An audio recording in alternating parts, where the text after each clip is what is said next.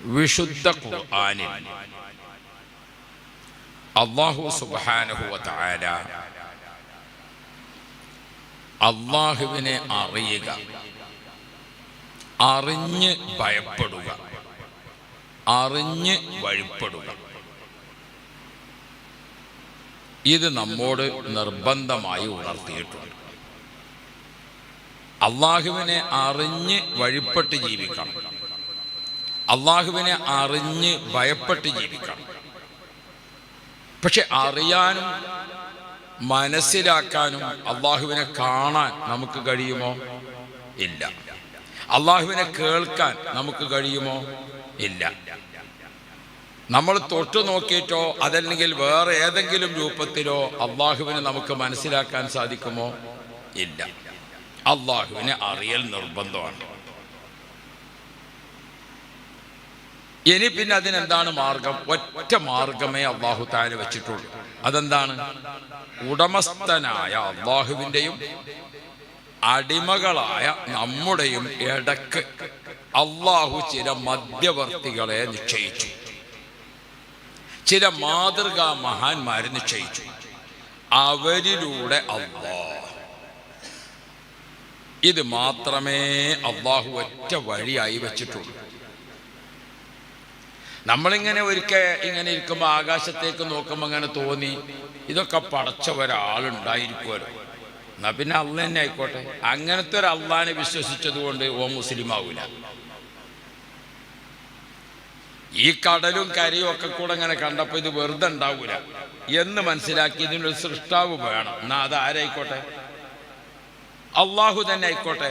അങ്ങനെ ഒരാൾ അള്ളാഹ് വിശ്വസിച്ചു, മുസ്ലിം ആകുമോ? ഇല്ല. മുസ്ലിം ആകുന്ന വിശ്വാസം വേണമെങ്കിൽ എന്ത് വേണം? ലാ ഇലാഹ ഇല്ലല്ലാഹ്, പിന്നെ മുഹമ്മദുർ റസൂലുള്ളാഹ്. ആ വിശ്വാസം, അതായത് മുഹമ്മദ് നബി സല്ലല്ലാഹു അലൈഹി വസല്ലമ തങ്ങൾ പഠിപ്പിച്ച് തന്ന അള്ളാഹു ഏതാണോ ആ അള്ളാഹ്. നമ്മളെ ഗവേഷണത്തിൽ കിട്ടിയ അള്ളയല്ല.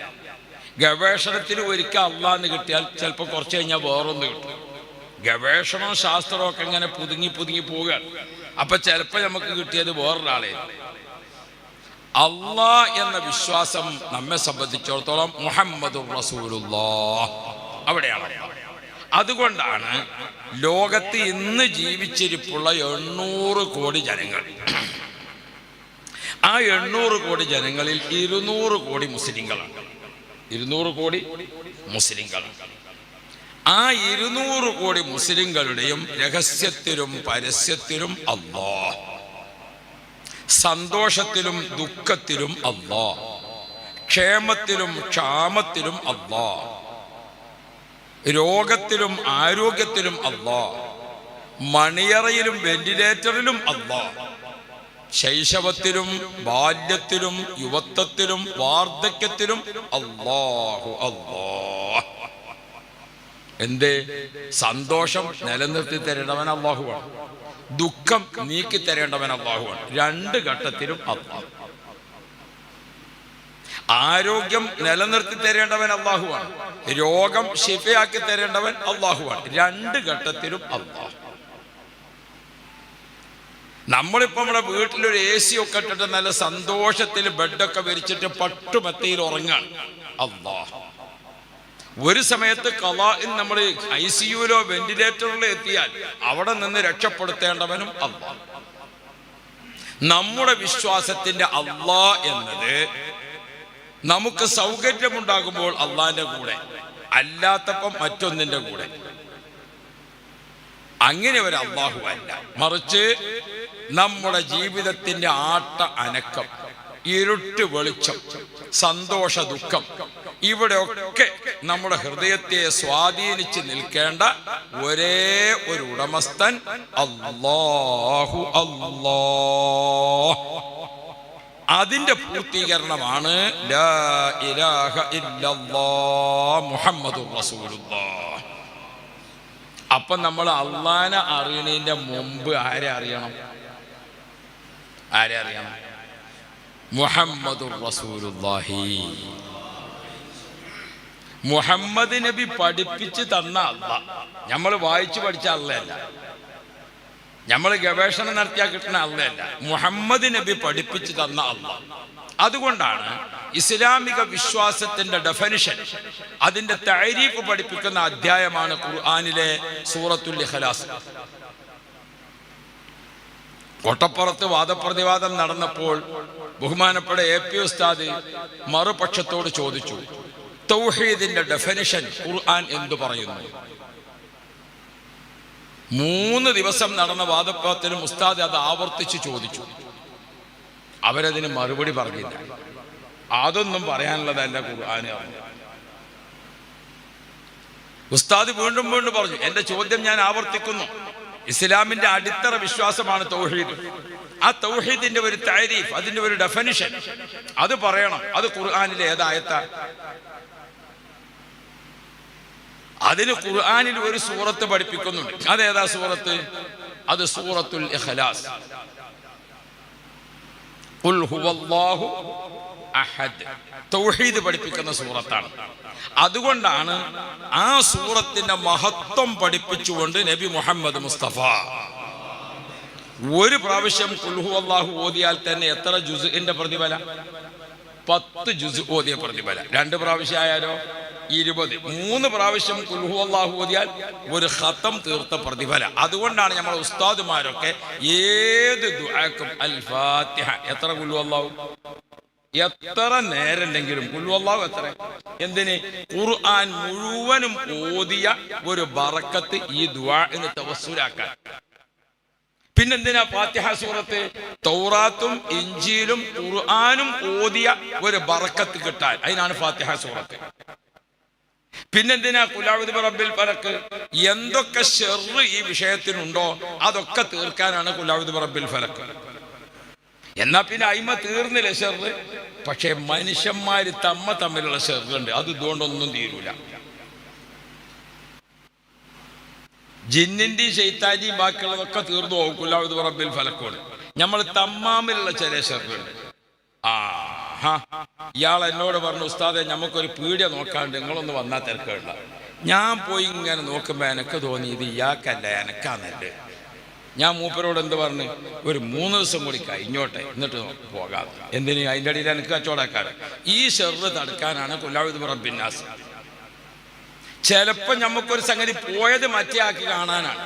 കണ്ടപ്പോൾ അത് ആർക്കാണെന്ന് തോന്നിപ്പോകും. പണ്ട് ഉപ്പ മോനിക്ക് പെണ്ണ് കാണാൻ വേണ്ടി പോയി കണ്ടു വന്നിട്ട് ഒരു ദിവസം മുഴുവൻ കഴിഞ്ഞിട്ട് ഒരു വർത്താനമില്ല. അപ്പൊ പെണ്ണുങ്ങൾ കുട്ടികളിച്ചല്ല, നിങ്ങൾ ഇന്നലെ മോനിക്ക് പെണ്ണ് കാണാൻ പോയിട്ട് എന്തായിരുന്നു? അതിനെ ഞാൻ കെട്ടിക്കോളാം, അവനോട് വേറെ കാണാൻ പറയുന്നു. അപ്പൊ ചിലതങ്ങനെ കാണുമ്പോ ഞമ്മക്കങ്ങ് ആഗ്രഹമായി പോകും. അങ്ങനെ ചില വിശ്വാസം. ഇത് വരാതിരിക്കാനാണ് ഖുൽ അഊദു ബിറബ്ബിൻ നാസ്. അതായത് നമ്മൾ തമ്മിൽ മനുഷ്യന്മാരും തമ്മിലുള്ള ഷർറ്, അത് വരാതിരിക്കാൻ ഖുൽ അഊദു ബിറബ്ബിൻ നാസ്. എല്ലാ ശൈത്താന്റെ ഷർറൊന്നും കാക്കാൻ ഖുൽ അഊദു ബിറബ്ബിൽ ഫലഖ്. മനസ്സിലായോ? ഖുർആൻ മുഴുവനും തീർത്ത ഒരു ബറക്കത്തിന് 3 ഖുൽ ഹുവല്ലാഹു. മുഴുവൻ കിതാബും ഓതി ഒരു ബറക്കത്ത് ഈ വിഷയത്തിന് കിട്ടാൻ സൂറത്തുൽ ഫാത്തിഹ. അതാണ് അൽ ഫാത്തിഹ. ഇത് ഓതിയിട്ട് നമ്മുടെ ആലിമീങ്ങളൊക്കെ ദ്വാരക്കണം. അതിലേറ്റവും പ്രധാനമാണ് ഏത്? ഖുൽ ഹുവല്ലാഹു. അത് നമുക്ക് പറയാനുള്ളത്. ഇന്നാളത്തെ ഒരു കൂട്ടർ വഅദിന് വിളിക്കാൻ വേണ്ടി വന്നതന്നെ. എനക്കാണെങ്കിൽ തീരെ ഒഴിവില്ല. ഇപ്പം ഈ ഹജ്ജ് ക്ലാസ്സുകളൊക്കെ നടക്കുന്നതുകൊണ്ടും അപ്പം ഞാൻ പറഞ്ഞു, നിങ്ങൾ ഇക്കൊല്ലം വേറെ ഒരാളെ വിളിക്കണം, അതുകൊണ്ട് ഞാനില്ല. അതല്ല, അത് നിങ്ങൾ വരാൻ ഞാൻ പറ്റൂല. ഞാൻ ചോദിച്ചു, നിങ്ങളെന്തിനെ എന്നെ ഇങ്ങനെ ബുദ്ധിമുട്ടാക്കാൻ നിൽക്കണേ? അത് അവിടെ കുറച്ച് ആൾക്കാരുണ്ട്, അവരിങ്ങളെ തന്നെ വേണമെന്ന് പറഞ്ഞു. അപ്പം അതെന്താന്ന് ചോദിച്ചു. അത് ചില സംഗതിയല്ല നിങ്ങളെടുത്തേ കിട്ടുള്ളൂ. അതെന്തെങ്കിലും പുതിയത് കിട്ടിയത് അല്ല. അവിടെ കുറച്ചാൾ ഖത്തം നേർച്ചയാക്കിയിട്ട് കുടുങ്ങി നിൽക്കുകയാണ്. അപ്പോഴാണ് നിങ്ങൾ 3 ഖുൽ ഹുവല്ലാഹു ഓതിയാൽ മതി എന്ന് പറഞ്ഞത്. അല്ലാഹു റബ്ബി, ഇങ്ങനെ മനസ്സിലാക്കിയാൽ എന്ത് ചെയ്യും നമ്മൾ? ആളുകൾ ഇപ്പോൾ എല്ലാം ഉണ്ടല്ലോ, വയല് പറയുമ്പോഴും വളരെ ശ്രദ്ധിക്കണം. ആജിക വെറുതെ ഒന്നല്ല, പണ്ടത്തെ പോലെയല്ല. ഇപ്പൊ ആളുകൾക്ക് ആവശ്യമുള്ള സംശയമൊന്നും ആരും ചോദിക്കുന്നില്ല. ഉണ്ടോ? പഠിക്കാനുള്ളതൊന്നും ആരും ചോദിക്കുന്നില്ല. ഞാൻ പാതിരാക്ക് ഒരാൾ എന്നെ വിളിച്ചു, ഹലോ, കൂറ്റമ്പാറ ഉസ്താദല്ലേ? അതെ, സമയം 2:30 മണിയാക്കി രാത്രി. ഉസ്താദെ ഒരു സംശയം ഉണ്ട്. ഞാൻ 2:30 ആയാലും സംശയിച്ച് മരിക്കണ്ടെന്ന് വിചാരിച്ചിട്ട് എന്നായിക്കോട്ടെ, നിങ്ങൾ ചോദിച്ചോളിന്നാ. എന്താ സംശയം? അല്ല ഉസ്താദെ, ഇബ്ലീസ് ആണാ പെണ്ണാന്ന്. നിങ്ങൾ ആലോചിച്ചു. പാതിരാക്കി ഇവൻ്റെ സംശയമായി. ഞാൻ ചോദിച്ചു, നീ ആണാ പെണ്ണാന്ന് ചോദിച്ചു. ഞാനാണെന്ന്. എന്നാൽ ഇബ്ലീസിനെ കല്യാണം കഴിച്ചേക്കുന്ന നമുക്ക് അറിഞ്ഞോളൂ ഏതാണ്. മുങ്കറിന് കീറിനും കൂടി ചോദ്യമില്ലാത്ത ചോദ്യങ്ങളാണ് ആയിരത്തുള്ളത്, നമ്മളെ കുട്ടികളുടെ അടുത്തുള്ളത്. അള്ളാഹു നമ്മളെ നന്നാക്കി തരട്ടെ. ഹബീബുന മുഹമ്മദ് മുസ്തഫ. ഞാനിത് പറഞ്ഞത് ഒരു കാര്യം പറയുമ്പോൾ അത് ശ്രദ്ധിക്കണം.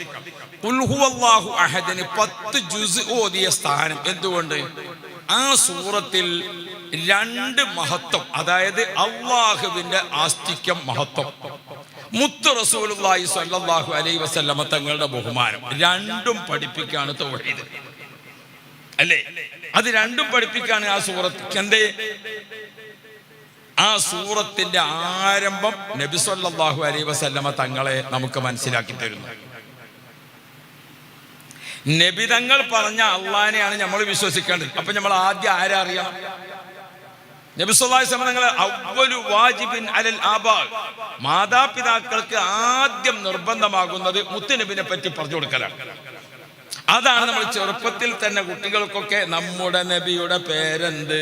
മുത്ത് മുഹമ്മദ് സ്വല്ലല്ലാഹ്. തങ്ങൾ ജനിച്ചു മക്കത്ത്, തങ്ങൾ വഫാത്തായി മദീനത്ത്. ഇപ്പൊ LKG UKG ഒക്കെ തുടങ്ങിയപ്പോ അങ്ങനെയാണ്. ഇങ്ങനെ പണ്ട് നമ്മളൊക്കെ പഠിച്ചിരുന്ന അബൂഹു അബ്ദുല്ലാഹി അബ്ദുൽ മുത്തലിബ് അല്ലേ? അങ്ങനെ പഠിച്ചു. അന്നാണല്ലോ പണ്ട് നമ്മൾ ഒന്നായിട്ട് മദ്രസയിൽ ഇങ്ങനെ നിന്നിട്ട് അവരുടെ വാപ്പ അബ്ദുല്ലാ, അവരുടെ വാപ്പ അല്ലേ? അങ്ങനെയാണ് പണ്ട് പഠിച്ചത്. അതിൽ പിന്നെ ഒരു ദിവസം ഇങ്ങോട്ട് ആടുന്ന, പിന്നെ അങ്ങോട്ട് അങ്ങ് വീണുപോയി. പിന്നെ എണീറ്റിട്ട് അങ്ങോട്ട് തിരിഞ്ഞായിരുന്നത്. അന്ന് മുതൽക്ക് 2ാം ക്ലാസ്സിലായി. അതാണ് ഈ ബെഞ്ച് മറിഞ്ഞ് ക്ലാസ് കയറ്റം കിട്ടുക എന്ന് പറഞ്ഞത്. അള്ളാഹു തആല ഖൈറും ബർക്കത്തും തരട്ടെ. ഹബീബുന മുഹമ്മദ് മുസ്തഫ. ഈ സൂറത്തിന്റെ ആരംഭം പഠിപ്പിക്കുന്നത് അള്ളാഹ് എന്നത് നമുക്കറിയണമെങ്കിൽ അള്ളാഹ് നിശ്ചയിച്ച മധ്യവർത്തിയെ അറിയണം. ഞാൻ അള്ളാഹിനോട് നേരിട്ട്, അങ്ങനെ ഒരു ഇസ്ലാമേ ഇല്ല. ഇപ്പൊ നിങ്ങൾക്ക് അതല്ലേ കേൾക്കണ്ടേ? ഇപ്പൊ ചില പുതിയ പാർട്ടിക്കാരൊക്കെ ഉണ്ടല്ലോ, ഞാൻ അള്ളാഹിനോട് നേരിട്ട് ഒരു വിഷയമല്ല, ഏതെങ്കിലും ഒന്ന് നിങ്ങൾക്ക് പറയാം. അള്ളാഹുവിനോട് നേരിട്ട് അങ്ങനെ ഒരു സംഭവം ഇസ്ലാമിലില്ല. നിങ്ങൾ നേരിട്ട് അള്ളാഹിനെ കണ്ടോ? നേരിട്ട് അള്ളാഹിനെ കേട്ടോ? ഒരു സംഗതി നമുക്ക് അള്ളാഹു തആല നേരിട്ടൊന്നും തന്നിട്ടില്ല. നമ്മളോട് ഇങ്ങോട്ട് പറയാനുള്ളതൊക്കെ അള്ളാഹു തആല ആരെ ഏൽപ്പിച്ചു? മുഹമ്മദ് മുസ്തഫ. നബിതങ്ങളോട് അള്ളാഹു തആല ഖുൽ, നബിയെ തങ്ങൾ പ്രഖ്യാപിക്കുക, ഖുൽ നബിയെ തങ്ങൾ പറഞ്ഞു കൊടുക്കുക, ഖുൽ നബിയെ തങ്ങൾ അറിയിച്ചു കൊടുക്കുക, ഖുൽ നബിയെ തങ്ങൾ ഉത്ബോധിപ്പിക്കുക, ഖുൽ നബിയെ തങ്ങൾ പഠിപ്പിച്ചു കൊടുക്കുക. നമ്മളോട് പറയാനുള്ള എല്ലാ കാര്യവും പറയാൻ ആരെ ഏൽപ്പിച്ചു? മുഹമ്മദുർ റസൂലുള്ളാഹ്, നബിതങ്ങളെ ഏൽപ്പിച്ചു ഇല്ലേ? അപ്പൊ നമ്മൾ അള്ളാഹിനോട് പറയുമ്പോഴും ഏത് വഴിക്ക് പോകണം? അള്ളാഹ് ഇങ്ങോട്ട് പഠിപ്പിച്ച വഴിക്ക് പോകണം. അള്ളാഹു തആല ഇങ്ങോട്ട് റസൂലുള്ള മുഖേന, നമ്മൾ തിരിച്ച് നബി തങ്ങൾ മുഖേന.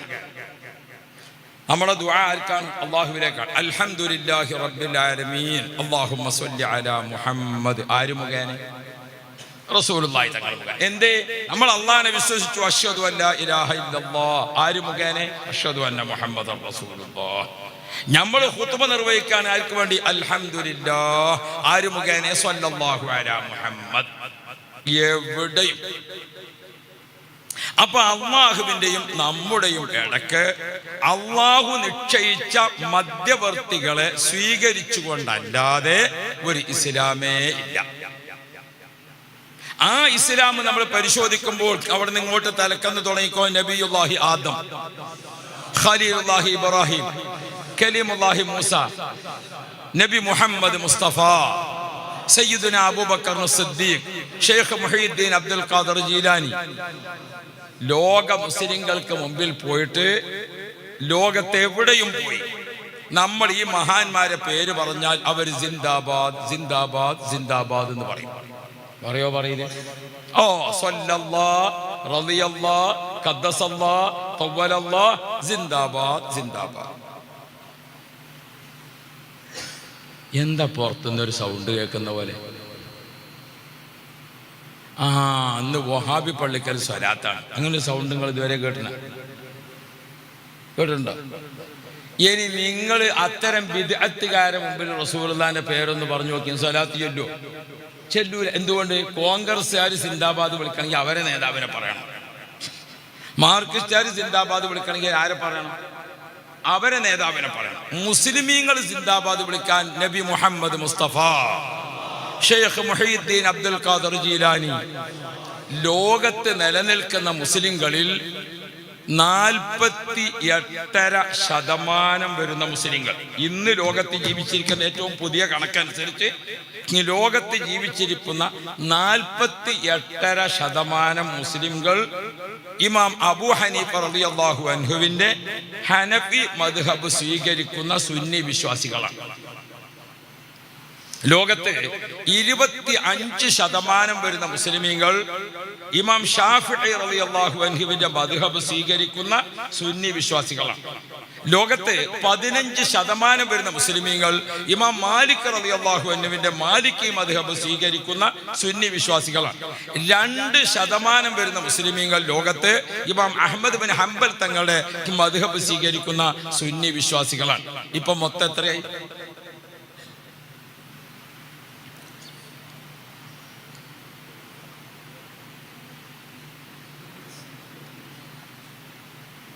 സ്കൂളത്തെ ക്ലാസ്സിൽ നിന്ന് സാറ് ചോദിച്ചു കുട്ടികളോട്, മക്കളെ ആ കോഴിക്കോട് മാനാഞ്ചറുണ്ടല്ലോ കുളം, വലിയ കുളം, അത് നിറയണമെങ്കിൽ എത്ര കൊട്ട മണ്ണുമാണെന്ന് ചോദിച്ചു. അപ്പോൾ കുട്ടികൾ ബഹളം വെച്ചു. ഒരു കുട്ടി പറഞ്ഞ 50 കൊട്ട, മറ്റേ കുട്ടി 100, 200, 400, 700 കുട്ടികളെങ്ങനെ വിളിച്ചു പറയാൻ തുടങ്ങി. അപ്പം എന്നെപ്പോലെ ഒരു സാധു കുട്ടി മോനൊന്നും പറഞ്ഞില്ല. ഇവരെല്ലാം ബഹളം കഴിഞ്ഞപ്പോൾ സാറ് ചോദിച്ചു, മോനെ നീ ഒന്നും പറഞ്ഞില്ലല്ലോ, എത്ര കൊട്ട മണ്ണ് വേണ്ടി വരുന്നത്? അപ്പം ആ കുട്ടി പറഞ്ഞു, സാറേ കുളത്തിൻ്റെ അത്ര വലിപ്പമുള്ള കൊട്ടയാണെങ്കിൽ ഒറ്റ കൊട്ട മതിയാവുന്ന. നമ്മളെടുത്തുള്ള കണക്കൊക്കെ കൊട്ടക്കണക്കിനാണ്. സുന്നി വിശ്വാസികൾ, അള്ളാഹുവിൻ്റെ വിശ്വാസികൾ കുറച്ചൊക്കെ ദീനിനെ പറ്റി അറിഞ്ഞ് പഠിച്ച് ജീവിക്കണം. 70 വയസ്സായ ഉമ്മാൻ്റെ വാപ്പാൻ്റെ മോന്, 62 വയസ്സായ ഉമ്മാൻ്റെയും മോനിപ്പോൾ അള്ളാനെ വിട്ട് യുക്തിവാദിയായി. മോൻ യൂട്യൂബിലൊക്കെ സംസാരിച്ചുകൊണ്ടിരിക്കുന്നത് എന്താണ്? 70 കൊല്ലം എൻ്റെ വാപ്പ ഇസ്ലാമിൽ നിന്ന ആളാണ്. ഞാൻ മൂപ്പരോട് അള്ളാനെ പറ്റി ചോദിച്ചിട്ട് ഒന്നും പറഞ്ഞു തരാൻ മൂപ്പർക്ക് അറിയില്ല. 62 കൊല്ലം എൻ്റെ ഉമ്മാക്കും ഒന്നും അറിയില്ല. അപ്പൊ ഇവരൊക്കെ ഇത് ആരോ പറഞ്ഞതിന് നിൽക്കുക എന്നല്ലാതെ ഇവരടുത്തൊന്നും ഒന്നുമില്ല. അതുകൊണ്ടാണ് ഞാൻ ഇസ്ലാമിൽ നിന്ന് പുറത്തു പോരേണ്ടി വന്നത്. മക്കള് മുസ്ലിം അല്ലാതെ ആകാൻ മാത്രമല്ല, നമ്മളെ മാതാപിതാക്കളെ കുറ്റപ്പെടുത്തുകയും കൂടി ചെയ്യുന്ന ഒരു കാലത്താണ് നമ്മൾ ജീവിക്കുന്നത്. അതുകൊണ്ട് പുതിയ തലമുറയെ നമുക്ക് നമ്മുടെ ദീനിലും നമ്മുടെ ആചാരാനുഷ്ഠാനങ്ങളിലും നിർത്തണമെങ്കിൽ വിവരത്തിന്റെ അടിസ്ഥാനത്തിലേ പറ്റുള്ളൂ. അള്ളാഹു മക്കളെ നന്നാക്കി തരണം. ഹബീബുന മുഹമ്മദ് മുസ്തഫ. ലോകത്ത് 90% മുസ്ലിമീങ്ങൾ, എത്ര? 90% മുസ്ലിമീങ്ങൾ ലോകത്ത് സുന്നി വിശ്വാസികളാണ്. 10% താഴെയാണ് മറ്റെല്ലാ ബിദ്അത്ത് വിശ്വാസികളും. എല്ലാ ബിദ്അത്തുകാരും, അത് ഷിയാക്കളും ഖാദിയാനികളും അതുപോലെ തന്നെ മുജാഹിദും ജമാഅത്തും ഒക്കെ കൂടിയാൽ ലോക മുസ്ലിങ്ങളിൽ 10% തികയില്ല.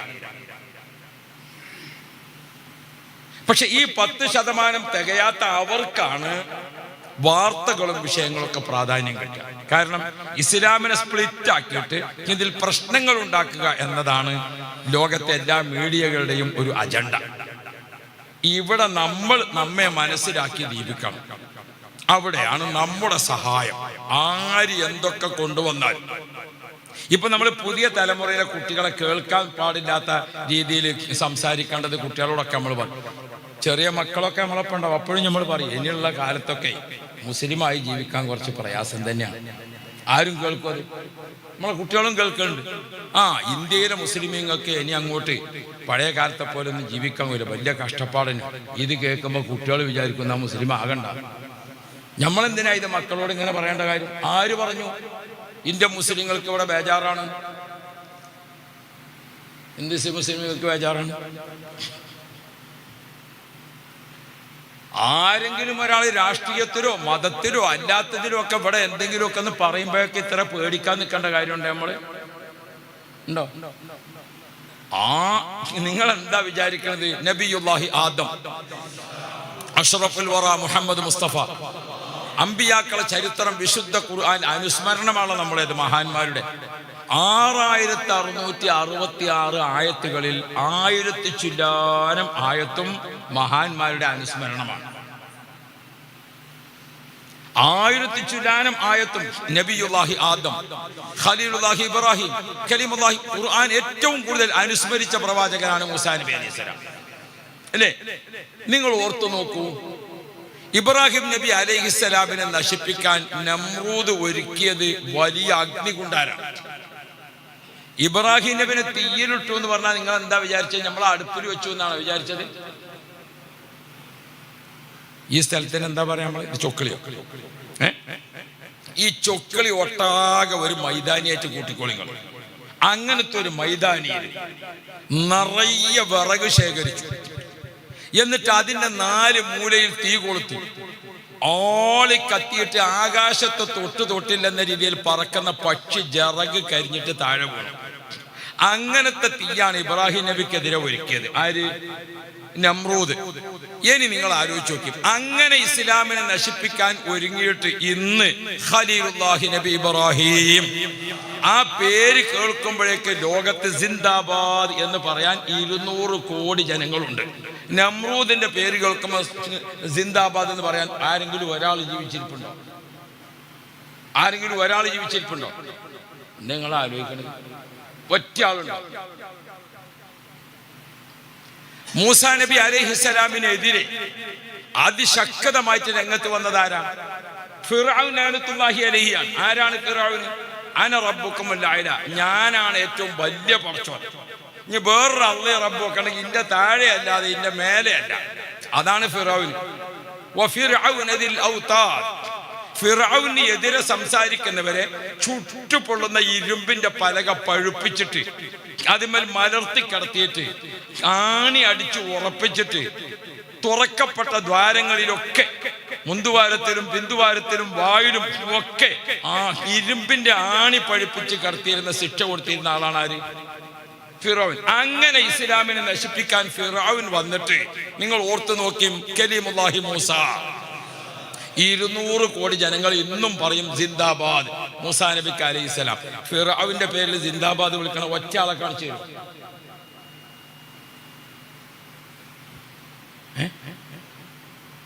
നിങ്ങൾ ഈ ഭാഗത്ത് എവിടെയെങ്കിലും ഫിറഔന്റെ 2 ആൾക്കാരുണ്ട്?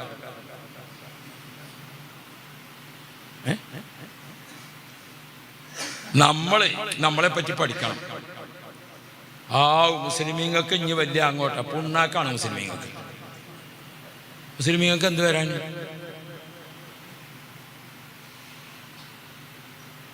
അബൂജഹലിന്റെ ആളുകൾ എന്താ ചെയ്തത്? നബി കരീം സല്ലല്ലാഹു അലൈഹി വസല്ലമ തങ്ങളെയും സ്വഹാബാക്കളെയും നശിപ്പിക്കുന്നതിന് എന്തൊക്കെയാണ് ചെയ്തത്? കയ്യും കണക്കും അല്ലാത്ത കാര്യങ്ങൾ ചെയ്തു. എത്ര കാര്യങ്ങൾ ചെയ്തു? യാ റബ്ബ് യാ റബ്ബ്. 1, 2, 4 കാര്യങ്ങളല്ല, അല്ലേ? അല്ലാഹു റബ്ബി. അങ്ങനെ അബൂജഹൽ ഇതൊക്കെ ചെയ്തിട്ട്, ഇത്ര വലിയ കാര്യങ്ങളൊക്കെ ചെയ്തിട്ട്, ആ അബൂജഹലിന്റെ പേരിൽ 2 അനുയായികൾ ഇവിടെ എവിടെയെങ്കിലും ഉണ്ടോ? മുഹമ്മദ് മുസ്തഫ. ആ പേര് കേൾക്കുമ്പോഴേക്ക് സിന്ദാബാദ് വിളിക്കാൻ എത്ര കോടികളാണ്. അതുകൊണ്ട് ഈ ഇസ്ലാം ഇവിടുന്നാണ് ഇല്ലാതെയാകും എന്നൊന്നും ആരും വിചാരിക്കണ്ട. നമ്മുടെ വീട്ടിലൊക്കെ വളർന്നു വരുന്ന കുട്ടികളെ കേൾക്കത്തക്ക രീതിയിൽ ഒരാളും അത്തരം താഴ്ന്ന ചർച്ച ചെയ്യരുത്. മുസ്ലിമീങ്ങൾക്ക് ബുദ്ധിമുട്ടാണ് ഇവിടുന്ന് അങ്ങോട്ട്. എന്ത് ബുദ്ധിമുട്ട്? അല്ലെങ്കിൽ മുസ്ലിമീങ്ങൾ എപ്പോഴാ പട്ടുമെത്തി കൂടെ പോകുന്നത്? ഇന്ത്യൻ ചരിത്രത്തിൽ മുസ്ലിങ്ങളെ ഇവിടെ നിന്ന് നാട് കടത്താൻ നേരത്തെ ബ്രിട്ടീഷുകാർ വന്നു, ഫ്രഞ്ചുകാർ വന്നു, ഒട്ടോമൻ രാജാക്കന്മാർ വന്നു. ആരൊക്കെ വന്നു? അവരൊക്കെ വന്നു ഇസ്ലാമിനെ നശിപ്പിക്കാൻ. എന്നിട്ടോ മുസ്ലിങ്ങൾക്ക് വല്ല പ്രശ്നം ഇവിടെ ഉണ്ടായോ? നമ്മൾ വിശ്വസിക്കുന്ന അള്ളാഹുവിനെ അറിഞ്ഞ് വിശ്വസിക്കണം. അള്ളാഹുവിനെ അറിഞ്ഞ് വിശ്വസിക്കണം. നബി മുഹമ്മദുർ റസൂലുള്ളാഹി നബി സല്ലല്ലാഹു അലൈഹി വസല്ലമ തങ്ങളെ ഒരു മുസ്ലിം ലോകത്ത് ഇല്ലാതിരിക്കാൻ ഇനി എന്താ വഴി? ഇനി മുഹമ്മദിനെ കൊന്നു കളയാം. അതിനെന്ത് ചെയ്യണം? മക്കത്തെ എല്ലാ തറവാട്ടുകാരും കൂടി ചേർന്നു ഓരോ കുടുംബത്തിൽ നിന്നും ഓരോരോ ചെറുപ്പക്കാരെ തെരഞ്ഞെടുത്തു. അവരൊക്കെ കയ്യിൽ മൂർച്ചയുള്ള വാള് കൊടുത്തു. നബി തങ്ങൾ ഉറങ്ങുന്ന സമയത്ത് വീട് വളഞ്ഞു. നിങ്ങൾക്ക് അറിയുന്ന ചരിത്രമാണ് അല്ലേ? എന്നിട്ട് നബി തങ്ങൾ എഴുന്നേറ്റ് വരുമ്പോ ഒറ്റ വെട്ട്. ആരെ നബിനെ വെട്ടിയത്? എല്ലാരും. ആരെ പേരിലും ആക്ഷൻ ഇല്ല, ആരെ പേരിലും ശിക്ഷ എടുക്കാൻ പറ്റൂല. അങ്ങനെയാണ് അവർ തീരുമാനിച്ചത്. ഒരാളെ മാത്രമാകുമ്പോൾ അവരിങ്ങോട്ട് വെച്ചുകൊടുത്തു, മറ്റോ വെച്ചുകൊടുത്തു. പിന്നീടുള്ള കാലത്തെങ്കിലും മുഹമ്മദ് നബിനെ കൊന്ന ആളാണ് എന്ന് പറയലോ. എല്ലാവരും ഒരുമിച്ച്. ചില കേസ് അങ്ങനെ ഉണ്ട്. വയനാട്ടിന് മുമ്പ് ഒരു അടി ഉണ്ടായി, മുസ്ലിങ്ങളും മറ്റുള്ളവരും തമ്മിൽ. അപ്പൊ കേസെടുക്കാൻ വേണ്ടി FIR ഇടാൻ വേണ്ടി പോലീസ് വന്ന് നോക്കുമ്പോൾ അടിയോടടി നടക്കുകയാണ്. അപ്പൊ മൊഹീദ്ദീൻ ഷെയ്ഖ് എന്ന് പറഞ്ഞിട്ടാണ് അടിക്കണത്. അപ്പൊ പോലീസ് FIR ഒന്നാമത്തെ പ്രതി മൊഹീദ്ദീൻ ഷെയ്ഖിനെ എഴുതി. അപ്പൊ ഇന്നും പ്രതിനെ കിട്ടിയിട്ടില്ലല്ലോ. അപ്പോ അള്ളാഹു തആല നമുക്ക് ഖൈർ നൽകുമാറാവട്ടെ. അപ്പൊ മുസ്ലിമീങ്ങളെ സംബന്ധിച്ചിടത്തോളം ഒന്നാം പ്രതിനെ പിടുത്തത്തിൽ കിട്ടാത്ത ചില സംഗതി നമ്മളെ അടുത്തുണ്ട്. അത് നമ്മൾ ഉറപ്പിക്കണം. വെറുതെ ഈ കുട്ടികളൊക്കെ കേൾക്കത്തക്ക രീതിയിൽ മോഡിന്റെ പ്രസ്താവന കണ്ടോ? മുസ്ലിമീങ്ങൾക്ക് കുറച്ച് ബുദ്ധിമുട്ട് തന്നെയാണ്. നമ്മൾ മുസ്ലിമീങ്ങളാവണം. അഷ്റഫുൽ വറ മുഹമ്മദ് മുസ്തഫ ഈ ശത്രുക്കളൊക്കെ ഇങ്ങനെ ഊരിപ്പിടിച്ച വാളുമായിട്ട് നിൽക്കുന്നതിന്റെ മധ്യത്തിൽ നബി സല്ലല്ലാഹു അലൈഹി വസല്ലം തങ്ങൾ വീട്ടിൽ നിന്ന് എഴുന്നേറ്റു. യാസീൻ വൽ ഖുർആനിൽ ഹകീം, ഖുർആൻ ഇങ്ങനെ ഓതിയിട്ട് വജഅൽനാ മിൻ ബൈനി ഐദിഹിം സദ്ദ വമിൻ ഖൽഫിഹിം സദ്ദ. അല്ലാഹുവിന്റെ റസൂൽ ഖുർആൻ ഇങ്ങനെ ഓതിയിട്ട് ഊരിപ്പിടിച്ച വാളുമായി നിൽക്കുന്നവരെ എല്ലാവരും അവിടെ കിടന്നുറങ്ങി. എല്ലാവരും വാളും തൊട്ടടുത്ത് വെച്ചിട്ട് റസൂലുള്ളാഹിന്റെ അടിയിൽ കൂടെ സീതയാണ് പോയി. അല്ലാഹു റബ്ബി. നബി തങ്ങൾ എങ്ങനെ പോയത്? അല്ലാഹു റബ്ബി. ആ കുടുങ്ങി നിൽക്കുന്ന ബ്ലോക്കിലുണ്ടല്ലോ ആംബുലൻസിനൊരു പോക്ക്, എവിടെയും തട്ടാതെ അല്ലാഹുവിന്റെ റസൂൽ പോയി. എന്നിട്ട് നബി സല്ലല്ലാഹു അലൈഹി വസല്ലമ തങ്ങൾ സമുദ്രനിരപ്പിൽ നിന്ന് 1800 അടി ഉയരത്തിലുള്ള സൗർ പർവ്വതത്തിന്റെ ഗുഹയിലെത്തി. ആ സൗർ പർവ്വതത്തിന്റെ ഗുഹയിൽ ചെന്നിട്ട് ആ വലിയ ഗുഹയിലേക്ക് സിദ്ദീഖ് തങ്ങളാണ് കടന്നു. പിന്നീട് റസൂലുള്ളാഹി തങ്ങൾ വന്നു. നബി തങ്ങൾ മുത്തുനബിന്റെ മടിത്തട്ട്, സിദ്ദീഖ് തങ്ങളെ മടിത്തട്ടിലേക്ക് തലവെച്ചുകൊണ്ട് ആര് കടന്നു? നബി സല്ലല്ലാഹു അലൈഹി വസല്ലം തങ്ങൾ കടന്നു. അപ്പൊ ആരാ നബി തങ്ങൾക്ക് കാവൽ വന്നത്? ഒരു ചിലന്തി വല കെട്ടി. ഒരു ചിലന്തി വല കെട്ടി. ഏതാ ചിലന്തി വല? ചിലന്തിയുടെ വല എന്ന് പറഞ്ഞാൽ എന്താ? നമ്മൾ രാവിലെ ഇങ്ങനെ നടന്നു പോകുമ്പോൾ ഇങ്ങനെ അതുകൊണ്ട് വേപ്പൂർ കാളിയാടോട് ഞാൻ പറഞ്ഞു, കാളിയാർ മുന്നിൽ നടക്കുകയാണ്. ഈ മാറാലൊക്കെ തട്ടാൻ ഞാനാ നല്ലയില്ലെന്ന് ചോദിച്ചു മൂപ്പര്. അല്ലാഹു തആല ഖൈറും ബർക്കത്തും തരട്ടെ. അപ്പൊ നമ്മളൊരു തട്ടിയ അത്രേ ഉള്ളൂ ചിലന്തി വല. ഇന്ന അല്ലാഹുൽ ബുയൂത്തിലെ ബൈത്തുൽ അങ്കബൂത്ത്. അതുകൊണ്ടാണ് ഒരു കാവൽ. പിന്നെ ചിലന്തി ഇങ്ങനെ വല കെട്ടി കഴിഞ്ഞപ്പോ പിന്നെ കാര്യമായിട്ട് കാവലിന് രണ്ടാള് വന്നു. ഏതാ രണ്ടാള്? രണ്ട് മാടപ്രാക്കൾ വന്നു. ഒരാണും ഒരു പെണ്ണും, രണ്ട് പ്രാക്കൾ. ആ രണ്ട് പ്രാക്കൾ വന്നിട്ട് മുഖാമുഖം ഇങ്ങനെ ഇരുന്നു. ആ പ്രാക്കൾ, ആ രണ്ട് പ്രാവുകൾ 3 ദിവസം വെള്ളം കുടിച്ചില്ല, അവര് ഭക്ഷണം കഴിച്ചില്ല, ഒരു പോള കണ്ണ് ചിമ്പിയില്ല. ആ പ്രാക്കൾ എന്താ ചെയ്യുന്നത്? ഒന്ന് വലഭാഗത്തേക്ക് നോക്കും, ആരെങ്കിലും വരുന്നുണ്ടോ? ഒന്ന് ഇടഭാഗത്തേക്ക് നോക്കും, ആരെങ്കിലും വരുന്നു? ഒന്ന് മുന്നിലേക്ക് നോക്കും, നബിതങ്ങൾക്ക് വല്ലതും സംഭവിക്കുന്നുണ്ടോ? ഇപ്പോഴും ആ പ്രാക്കളെ പോയാൽ നിങ്ങൾക്ക് അതേ കാഴ്ച കാണാം. മക്കത്ത് ആ പ്രാവിനെ കണ്ട ഇതിന്റെ പാരമ്പര്യത്തിലെ മക്കളല്ലേ ആ പ്രാക്കൾ. അതെന്താണ്? അവിടെ ആരെങ്കിലും വരുന്നുണ്ടോ, ഇവിടെ ആരെങ്കിലും വരുന്നുണ്ടോ, നബിതങ്ങൾക്ക് വല്ലതും പറ്റുന്നുണ്ടോ? ആ രണ്ട് പ്രാക്കളും ഒരു ചിലന്തി വല കെട്ടി നിൽക്കുന്നു. ഇതാണ് റസൂലുള്ളാഹിക്ക് അല്ലാഹു കാവലേൽപ്പിച്ചത്. അപ്പോഴാണ് ശത്രുക്കൾ ഉണർന്നു. നബിനെ കാണാനില്ല. 4 ഭാഗത്തും അവര് ചിതറി. അപ്പൊ അബൂജഹലിന്റെ ഒരു പ്രഖ്യാപനം വന്നു. എന്താണ്? 100 ഒട്ടകം സമ്മാനം. അന്നത്തെ 100 ഒട്ടകം എന്ന് പറഞ്ഞാൽ 100 ലോറി അല്ല, 100 കപ്പലാണ്. മരുഭൂമിയിലെ കപ്പലാണ് അന്നത്തെ ഒട്ടകം. അല്ലാഹു റബ്ബി. 100 ഒട്ടകം എന്ന് പറഞ്ഞാൽ 100 കപ്പൽ. ആ സമ്മാനം പ്രഖ്യാപിച്ചപ്പോൾ നബി തങ്ങൾക്ക് 4 ഭാഗത്തും ശത്രുക്കൾ. ബഹുമാനപ്പെട്ട സയ്യിദുനാ അബൂബക്കർ സിദ്ദീഖ് വസ്സദ്ഖു ഫിൽ ഗാരി വസ്സദ്ദീഖു ലം യരിമ വഹും യഖൂലൂന മാ ഫിൽ ഗാരി മിൻ അരിമി മൗലായ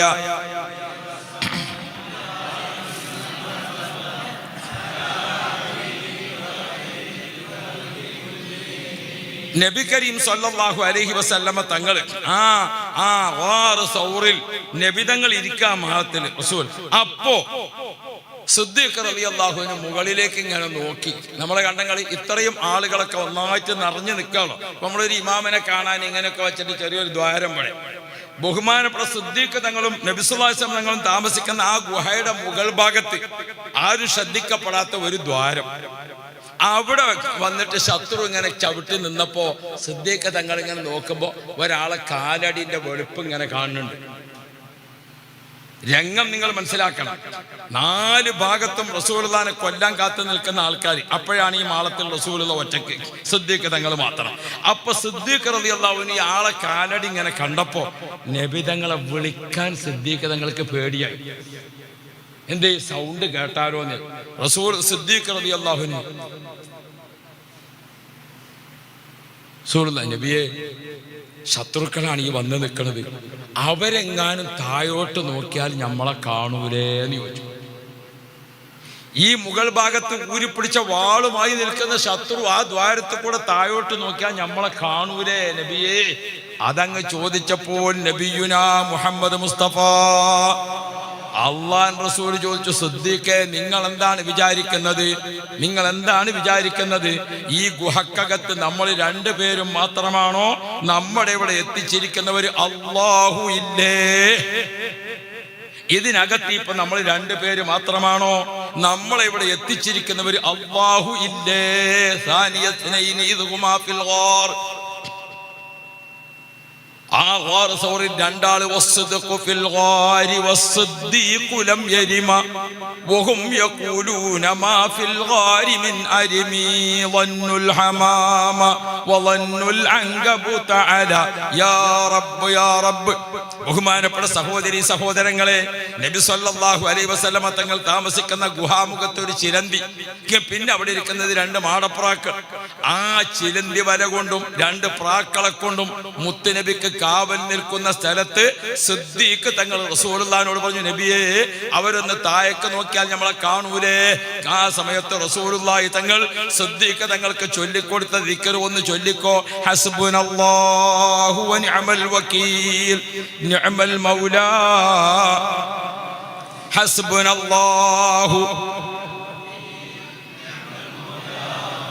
ഹസ്ബുനല്ലാഹു വ നിഅമൽ വകീൽ.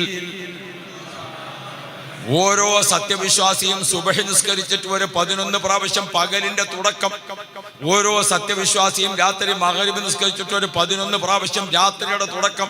അല്ലാ, ഈ രാത്രിയിലും എനിക്കും എൻ്റെ ഭാര്യ, മക്കൾ, കുടുംബം, സ്വത്ത്, പള്ളി, മദ്രസ, ഞങ്ങളെ നാടിനൊരു കാവലായിട്ട് ഹസ്ബുനല്ലാഹു വ നിഅമൽ വകീൽ നിഅമൽ മൗലാ ഹബീബായ മുഹമ്മദ് മുസ്തഫ അള്ളാഹുവിന്റെ റസൂൽ സിദ്ദീഖ് തങ്ങൾക്ക്, സിദ്ദീഖേ, നിങ്ങൾ എന്താ വിചാരിക്കുന്നത്?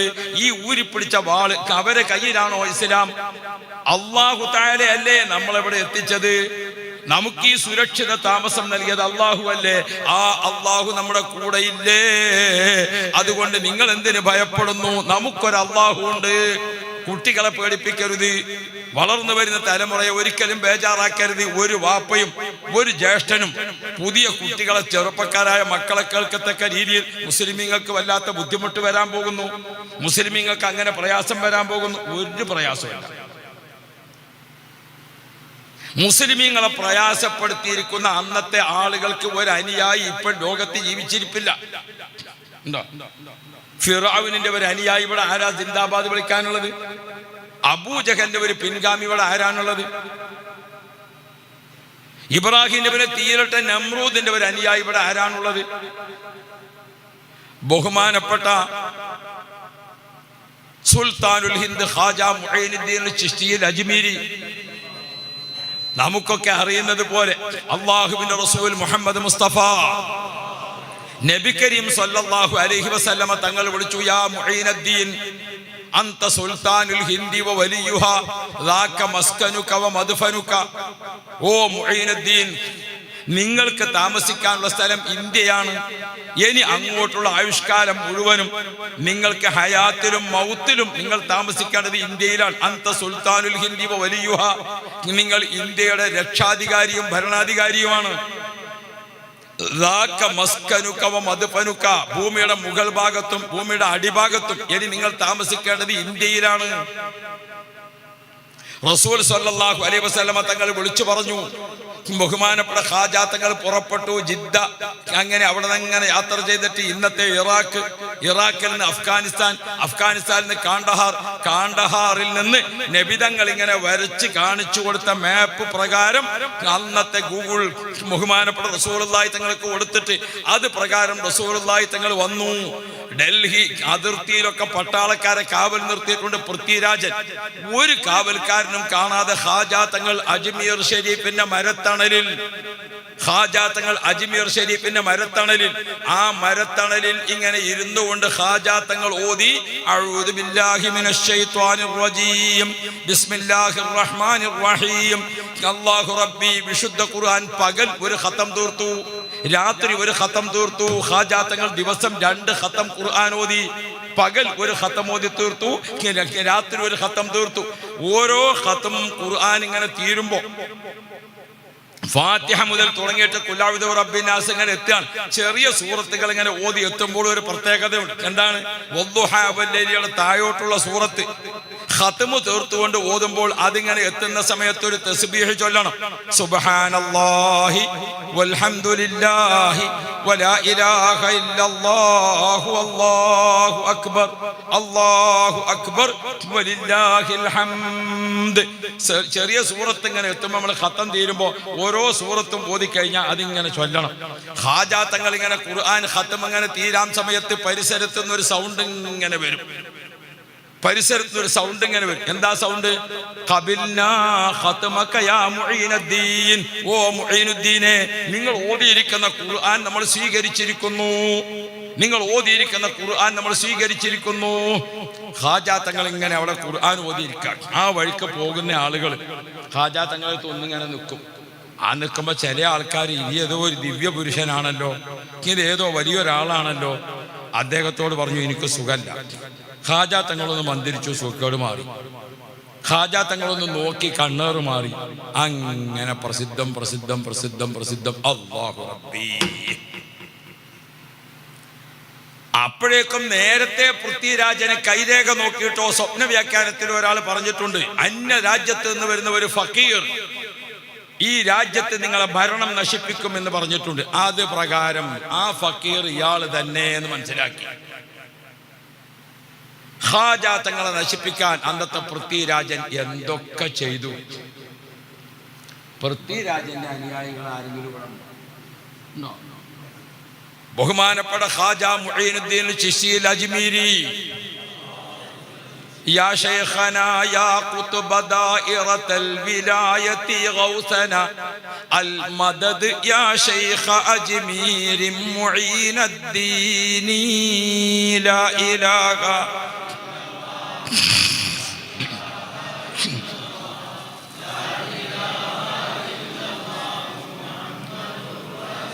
صار شادي ديبهم سعدي بنظر منكم المدد يا شيخ أجمير معين الدين لا إله الله لا إله إلا الله യാ റബ്ബ്.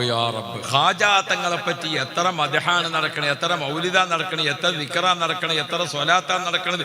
ഇന്നും ഇന്ത്യയിൽ ഏറ്റവും കൂടുതൽ മുസ്ലിങ്ങൾ സിയാറത്ത് ചെയ്യുന്ന കേന്ദ്രം എവിടെയാണ്? പൃഥ്വിരാജിന്റെ എത്ര ആൾ സിയാറത്ത് ചെയ്യുന്നുണ്ട്? എന്നിട്ട് വെറുതെ നമ്മുടെ മക്കളെ പറഞ്ഞ് പേടിപ്പിക്കുക. വാപ്പാരാകാൻ പഠിച്ചാൽ പോരാ, രക്ഷിതാവാകാൻ പഠിക്കണം. വാപ്പിമ്യാകുക എന്നുള്ളത് വലിയ യോഗ്യതൊന്നുമല്ല, അതെല്ലാ ജീവികളിലും ഇല്ല. ഞാൻ മക്കളെ കേൾക്കത്തക്ക രീതിയിൽ എന്ത് പറയണം? പുതിയ തലമുറയെ വെറുതെ എന്തിനു പേടിപ്പിച്ച് നിർത്തണം നമ്മൾ? നമ്മൾ പുതിയ കുട്ടികൾക്ക് ഈമാൻ കൊടുക്കണം. മക്കളെ, ഇത് ഇസ്ലാമാണ്. ഈ ഇസ്ലാമിനെ പണ്ട് ഫിറഔൻ നശിപ്പിക്കാൻ നോക്കിയിട്ട് ഒന്നും സംഭവിച്ചിട്ടില്ല. അതാ പറഞ്ഞു കൊടുക്കേണ്ടത്.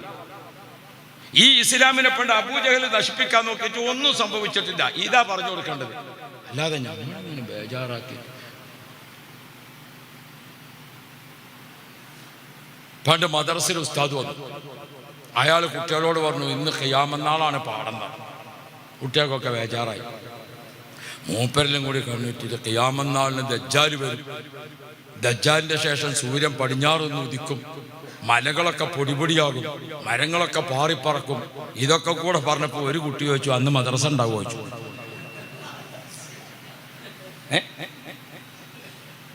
ആ കുട്ടി എന്താ വെച്ചത്? ഓനിക്ക് പറയേണ്ടത് അതാ. നമ്മൾ നമ്മുടെ മക്കൾക്ക് കൊടുക്കുമ്പോഴേ എന്തു കൊടുക്കണം? കുറച്ച് കയറിയിരുന്നോളി, ലേശം. എന്നാലും ബാക്കിൽ വരുന്ന ആളുകൾക്ക് ഇനി ഇരിക്കാം. അതിങ്ങനെ അവിടുന്ന് ഇങ്ങനെ ആക്കിയാൽ പോരാ, ഉടലോട് കൂടെ പോകാൻ. ഷർഫോ അങ്ങോട്ട് പോരി. ഷറഫുദ്ദീൻ സക്കാഫി ഇവിടെ അപ്പുറത്തെ പള്ളിയിലെ ഇമാമാണ്, അറിയാലോ അല്ലേ? ഇൻഷാ അല്ലാഹ് അള്ളാഹു ഖൈർ തരട്ടെ. ഞാൻ അപ്പുറത്ത് പുറത്തുനിന്ന് വാതിലിങ്ങനെ ചില ആളിങ്ങനെ നോക്കുന്നുണ്ട്, നമ്മൾക്ക് സീറ്റുണ്ടോ. അതിന് എ സിയിലിങ്ങനെ ഇരിക്കുന്നത്. നമ്മളെ നാട്ടിലെ പള്ളിയിൽ, അകത്തെ പള്ളിയിൽ ആരും ഉണ്ടാകില്ല. ഇപ്പം നോക്കുമ്പോൾ അകത്തെ പള്ളി ആദ്യം ഫുള്ളാകുകയാണ്. എന്താ കാരണം? അതല്ല, അങ്ങനെ തറാവീഹ് നിസ്കാരത്തിന് അകത്തെ പള്ളിയിൽ ആരും ഉണ്ടാകലില്ല. ഇപ്പം നോക്കുമ്പോൾ ആദ്യം ഫുള്ളാകുന്നത് എവിടെ? പഴയ കാരണന്മാരൊക്കെ വന്ന് നോക്കുമ്പോൾ ഒരു പുറത്തായി പോയി. അങ്ങനെ കാരണന്മാരെല്ലാം കൂടി രണ്ടാമത്തെ പള്ളി എ സി ആക്കാൻ തീരുമാനിച്ചു. അൽഹംദുലില്ലാഹ്. പെണ്ണുങ്ങൾ പ്രസവിച്ച അൽഹംദുലില്ലാഹ് 2 കുട്ടികളാണ്. സുമ്മ അൽഹംദുലില്ലാഹ് എന്ന് പറഞ്ഞ പോലെ ഇതിപ്പോൾ എല്ലാത്തിനും അൽഹംദുലില്ലാഹ്. അള്ളാഹു നമുക്ക് ഖൈർ തരട്ടെ. ഞാൻ പറഞ്ഞു വരുന്നത് ഇസ്ലാം, അത് ലാ ഇലാഹ ഇല്ലല്ലാഹ് മുഹമ്മദുർ റസൂലുള്ളാഹ്, അതാണ് ഇസ്ലാം. ആ ഇസ്ലാമിലാണ് നമ്മൾ നിൽക്കുന്നത്. ശാസ്ത്രം കണ്ടുപിടിച്ച അള്ളയല്ല, നമ്മളെ ഗവേഷണത്തിൽ കൂടെ കിട്ടിയ അള്ളയല്ല. നമുക്കൊരു അള്ളാഹു ഉണ്ട്. ആ അള്ളാഹു സുബ്ഹാനഹു വ തആല ഇവിടെ ലോകത്ത് ദീൻ നടപ്പാക്കിയിട്ട് നമുക്ക് എത്തിച്ചെന്നൊരു രീതിയുണ്ട്. അത് അള്ളാഹു നിശ്ചയിച്ച മധ്യവർത്തികളിലൂടെയാണ്. അള്ളാഹു നിശ്ചയിച്ചിരിക്കുന്ന അതാണ്. അവരുടെ പേര് ലോകത്ത് എവിടെയും നിങ്ങൾ നോക്കൂ, നബി മുഹമ്മദ് മുസ്തഫ, അതാണ് ചൊല്ലുമ്പോഴേക്ക്. അതേ സമയത്ത് മുസ്ലിമീങ്ങളാണ് എന്ന് പറയും, പക്ഷേ ഓൽക്ക് ഏതുണ്ടാവില്ല, ആ സ്വലാത്ത് ഉണ്ടാവില്ല. അത് പിന്നെ ഞാൻ നേരത്തെ പറഞ്ഞല്ലോ, നമ്മൾ ലോകത്ത് ഇങ്ങനെ ഒരു സഞ്ചരിക്കാം. ഞാനിപ്പോൾ എൻ്റെ ഈ ചെറിയ പ്രായം ഞാൻ വെറുതെ പറഞ്ഞതല്ല, എനിക്കങ്ങനെ അധികം വയസ്സൊന്നും ആയിട്ടില്ല. താടി നരച്ചത് നോക്കണ്ട, അതൊരു തമാശക്ക് നരച്ചതാ. നിങ്ങൾക്ക് അറിഞ്ഞൂടെ? നമ്മൾ ഇങ്ങനെ അല്ലേ? നിങ്ങളിപ്പം ദുബായിലുണ്ടോ? ഇയാൾക്ക് ദുബായിൽ കച്ചവടം. നമുക്ക് സുന്നത്തിന്റെ തൊപ്പി മൂപ്പര് തന്നെ. അല്ലാഹു തആല ഖൈർ തരട്ടെ. ഇപ്പൊ കച്ചവടം ഉണ്ടോ? അപ്പൊ ഇരിക്കട്ടെ.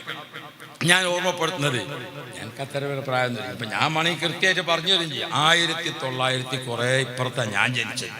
അതിന്റെ മുമ്പിൽ എത്രയോ ആള് കഴിഞ്ഞുപോയി. അള്ളാഹു എല്ലാവർക്കും ഖൈർ തരട്ടെ. ഹബീബുന മുഹമ്മദ് മുസ്തഫ. എൻ്റെ ചെറിയ പ്രായത്തിൽ ഞാൻ ഏകദേശം ഒരു 27 രാജ്യങ്ങളിൽ പോയി, ഇസ്ലാമിക ചരിത്ര പഠനവുമായി ബന്ധപ്പെട്ടു. നമ്മൾ ഈ ലോകത്ത് മുഴുവനും യാത്ര ചെയ്താൽ ലോകത്തെ ഏറ്റവും കൂടുതൽ ഇസ്ലാമിക ചരിത്രം നിൽക്കുന്ന ഒരു പ്രധാന രാജ്യമാണ് ബഗ്ദാദ് തലസ്ഥാനമായ ഇറാഖ്. ഇറാഖിലെ മഹാന്മാരെ ചരിത്രം രേഖപ്പെടുത്തിയിട്ട് ഓരോ വാള്യവും 1000-ലധികം പേജുണ്ട്. ഇമാം ഖതീബ് തിബിരിസി റളിയല്ലാഹു അൻഹുവിന്റെ താരീഖ് ബഗ്ദാദ് ആലിമീങ്ങൾക്കൊക്കെ പരിചയമുള്ള കിതാബാണ്. ഇമാം ഖതീബ് തിബിരിസി റളിയല്ലാഹു അൻഹു താരീഖ് ബഗ്ദാദ് ഓരോ വാള്യവും 1000 പേജിലധികമുണ്ട്. 40 വാള്യം എഴുതിയിട്ടും ബഗ്ദാദിൽ മാത്രം ജീവിച്ച മഹാന്മാരെ ചരിത്രം തീർന്നിട്ടില്ല. ഒരു കേരളക്കാരന്റെ ചരിത്രം അതിലില്ല, ഒരു ഈജിപ്തുകാരന്റെ ചരിത്രം അതിലില്ല, ഒരു മദീനക്കാരന്റെ ചരിത്രം. അതിലുള്ളതൊക്കെ ആരെ ചരിത്രം മാത്രം? ബഗ്ദാദിലെ മാത്രം. എന്തേ? ഗൗസുൽ ആലം ഷേഖ് മുഹീദ്ദീൻ ഷേഖ് റളിയല്ലാഹു അൻഹുവിനെ ഗർഭം ധരിച്ച ആ കാലയളവിൽ സുബ്ഹാനല്ലാഹ് ആ നാട്ടിൽ 1000 പെണ്ണുങ്ങൾ ഗർഭിണികളായിട്ടുണ്ട്. മുഹീദ്ദീൻ ഷേഖ് റളിയല്ലാഹുവിനെ പ്രസവിച്ച അന്നത്തെ രാത്രി 1000 സ്ത്രീകൾ പ്രസവിച്ചു. അതൊക്കെ ആൺകുട്ടികളാണ്. അവരൊക്കെ ഔലിയാക്കളായി. അത് മുഹീദ്ദീൻ ഷേഖ് തങ്ങൾ ജനിച്ച അന്ന് ജനിച്ചു എന്നതിന്റെ ബഹുമതിയാണ്. ഈ ദീൻ നിലനിർത്തുന്നവൻ അള്ളാഹുവാണ്. ഈ ദീൻ നിലനിർത്തുന്നവൻ അള്ളാഹുവാണ്. അള്ളാഹുവിനെ പറ്റി പഠിക്കണം നമ്മൾ. അള്ളാഹു സുബ്ഹാനഹു വ തആല വളരെ വളരെ വളരെ ചെറിയ അല്ലാഹു റബ്ബി ചിലന്തി വല കൊണ്ട് കാവൽ നൽകും അല്ലാഹു തആല. മാടപ്രാവിനെ കൊണ്ട് കാവൽ നിർത്തിയിരിക്കണം അല്ലാഹു തആല. നമ്മൾ പഠിക്കണം. മുസ്ലിമീങ്ങൾക്ക് ഇനി അത് വരാൻ പോണ. ഇനിയിപ്പോ ഈ തെരഞ്ഞെടുപ്പാണ് കഴിഞ്ഞു. എന്താ പോടെ വരാൻ പോണത്?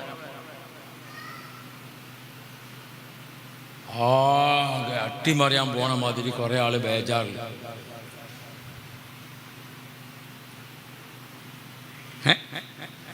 ഇതൊക്കെ കൂടെ പറഞ്ഞിട്ട് പുതിയ തലമുറയെ ആരും ബേജാറാക്കല്ലേ. മക്കള് ജനിക്കട്ടെ. ഞാൻ പണ്ട് ഒരിക്കൽ പെരിന്തൽമണ്ണ എന്ന് പറഞ്ഞ സ്ഥലമുണ്ട് മലപ്പുറം ജില്ലയിൽ. അവിടെ രാത്രി ഇങ്ങനെ നിൽക്കുമ്പോൾ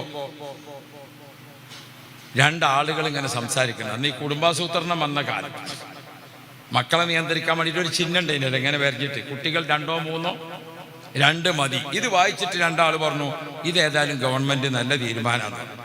ഏതായാലും പാതിരാക്കി ഞാനിങ്ങനെ അവിടെ ബസ് സ്റ്റാൻഡിലേക്ക്. അപ്പം ഞാൻ പറഞ്ഞു, അതിലേറെ നല്ല തീരുമാനം വേറെ ഉണ്ടായിരുന്നു. എന്നാൽ എന്താന്ന് വെച്ചു, ഇത് ജനിക്കാൻ പോകുന്ന കുട്ടികളല്ലേ, അവർ ജനിക്കട്ടെ. ജനിക്കണ കുട്ടികളെ കൂട്ടത്തിൽ മഹാത്മാഗാന്ധിജി പോലെ പണ്ട് ജവഹർലാൽ പോലത്തെ ആളുകളൊക്കെ ഉണ്ടാവും ജനിക്കണ കൂട്ടത്തിൽ. ഇങ്ങക്ക് 2 വയസ്സായില്ലേ, നിങ്ങളൊക്കെയാണ് സൂചി വെക്കുകയാണ് വെച്ചാൽ ഇതിലേറെ നല്ലതാന്ന്. അല്ല, ചിലത് നമ്മൾ അപ്പോഴൊക്കെ പറയേണ്ടി വരും. അപ്പൊ പിന്നെ ബാക്കി എന്തെന്ന് ഇപ്പം ഞാൻ പറയണില്ല. ഞാൻ ഓർമ്മപ്പെടുത്തുന്നത്, വരാൻ പോകുന്നത് വരും. നമ്മൾ ആരും തടഞ്ഞിട്ട് നിൽക്കൂല. നമ്മൾ അതിലൊക്കെ ഒരു ഹൈറ്. എന്തൊക്കെ സംഭവിച്ചാലും നമ്മുടെ കാവൽ അള്ളാഹുവാണ്, ഒരു പട്ടാളമല്ല. നമ്മുടെ കാവൽ അള്ളാഹുവാണ്, ഒരു ഭരണാധികാരിയല്ല. നമ്മുടെ കാവൽക്കാരൻ റബ്ബാണ്, ഒരായുധവും അല്ല. അള്ളാഹ് എന്ന വിശ്വാസത്തിൽ മുസ്ലിമീങ്ങൾ നിൽക്കണം. ഞമ്മക്കോട് അള്ളാഹിനെയും വിശ്വാസമല്ല, ഗവൺമെന്റിനെയും വിശ്വാസമല്ല, പട്ടാളത്തിനെയും വിശ്വാസമല്ല. പിന്നെ ആരെയും നമ്മൾ നിർത്തുന്നത്?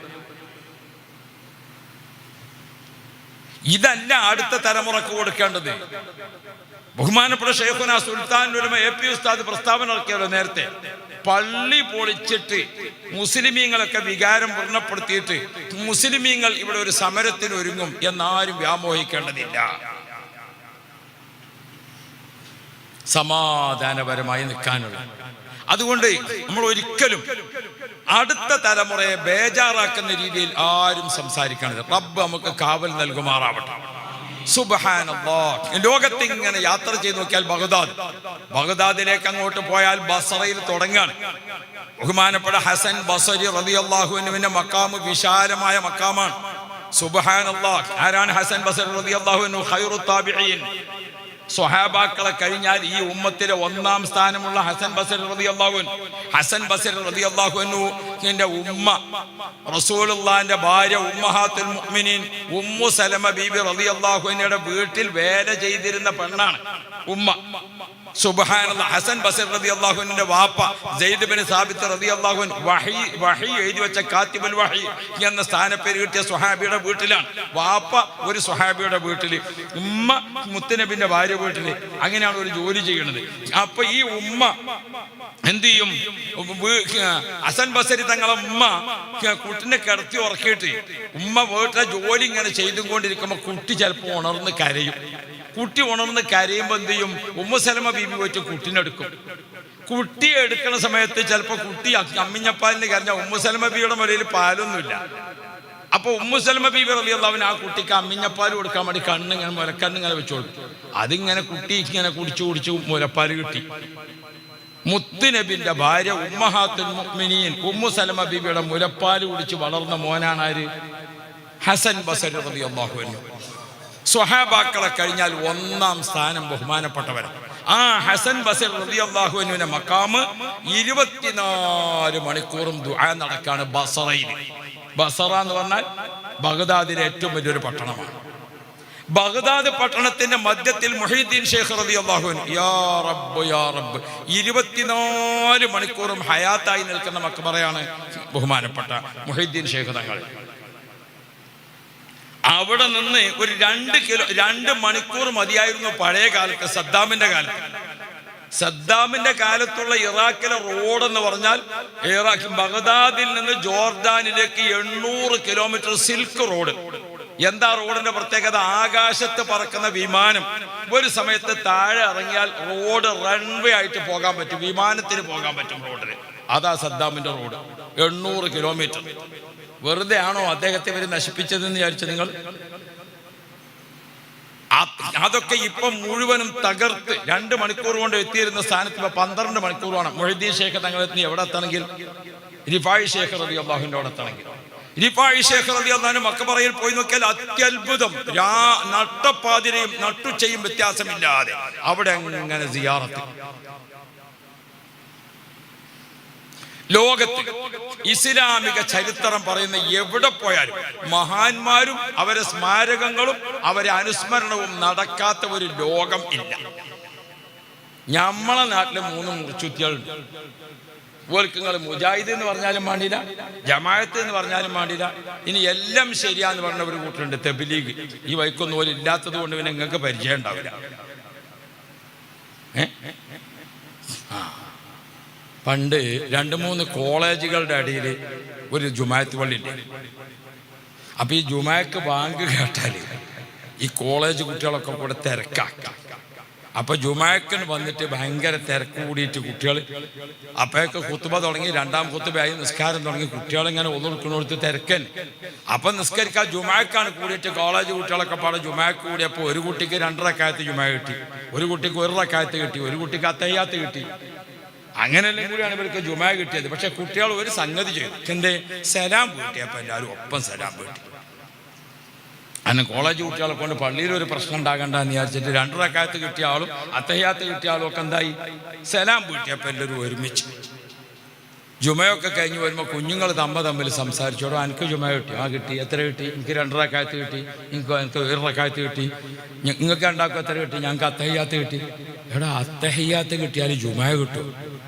ജുമുണ്ടാതിരുന്ന അതെന്നെ ഒതു എടുക്കാൻ തിരക്കാത്തത് കൊണ്ട് കിട്ടിയതാ.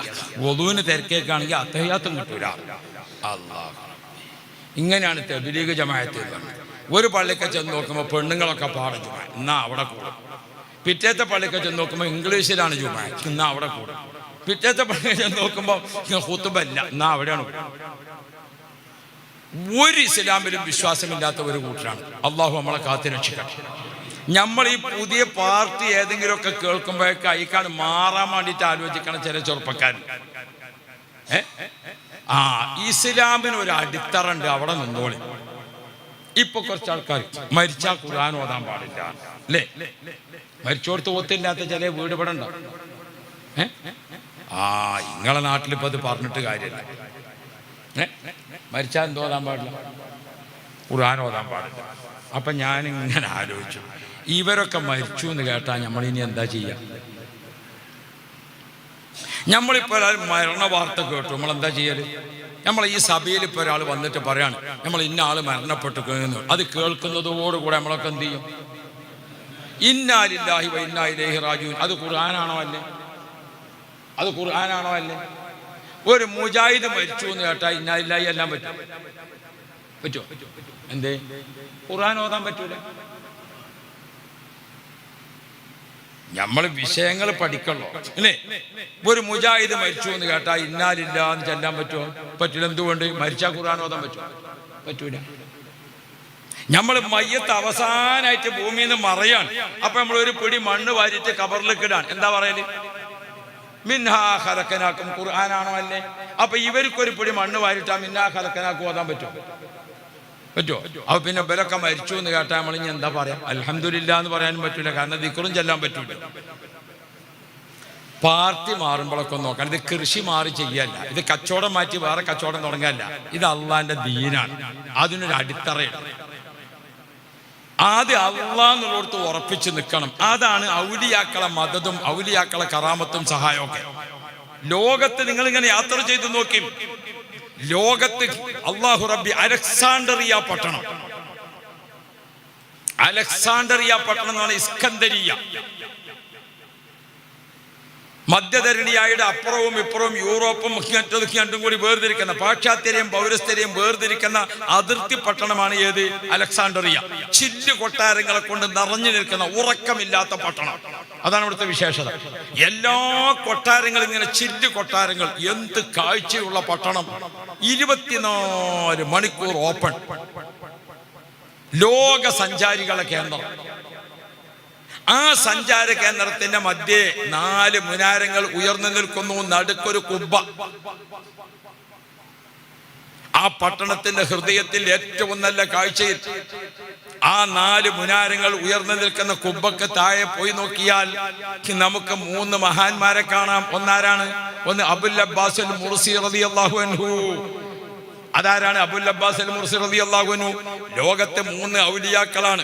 ഒന്ന് ബഹുമാനപ്പെട്ട ഇബ്നു അതാഇല്ലാഹി സിക്കന്ദരി റളിയല്ലാഹു അൻഹു. മറ്റൊന്നാരാണ്? യാഖൂത്തുൽ അർശ് റളിയല്ലാഹു അൻഹു. മറ്റൊന്നാരാ? ഇമാം ബൂസീരി റളിയല്ലാഹു അൻഹു. ഈ 3 മഹാന്മാരും ഒരേ ഉസ്താദിന്റെ ശിഷ്യന്മാരാണ്. ആരാണ് അവരുടെ ഉസ്താദ്? അബുൽ അബ്ബാസ് അൽ മുർസി റളിയല്ലാഹു അൻഹു. അബുൽ അബ്ബാസ് അൽ മുർസി തങ്ങളും ബഹുമാനപ്പെട്ട യാഖൂത്തുൽ അർശ് തങ്ങളും ഇമാം ബൂസീരി തങ്ങളും അവർ 3 പേരും വിശ്രമിക്കുന്ന മഖാം അല്ലാഹ്. അവിടേക്ക് നമ്മളിങ്ങനെ അങ്ങോട്ട് കയറി ചെല്ലുമ്പോൾ ഞങ്ങളൊരു 42 അംഗ സംഘം അലക്സാണ്ട്രിയയിൽ പോയി. ബഹുമാനപ്പെട്ട ഇമാം ബൂസൂരി റളിയല്ലാഹു അൻഹു മഖാമിലേക്ക് അങ്ങോട്ട് കടക്കുമ്പോൾ ഞങ്ങളിങ്ങനെ യാ അക്റമൽ ഖൽഖി മാ ലിമൻ ആലൂദു ബിഹി സിവാക ഇൻദ ഹുലു ലിൽ ആദീദിൽ ആമീമി മൗലായ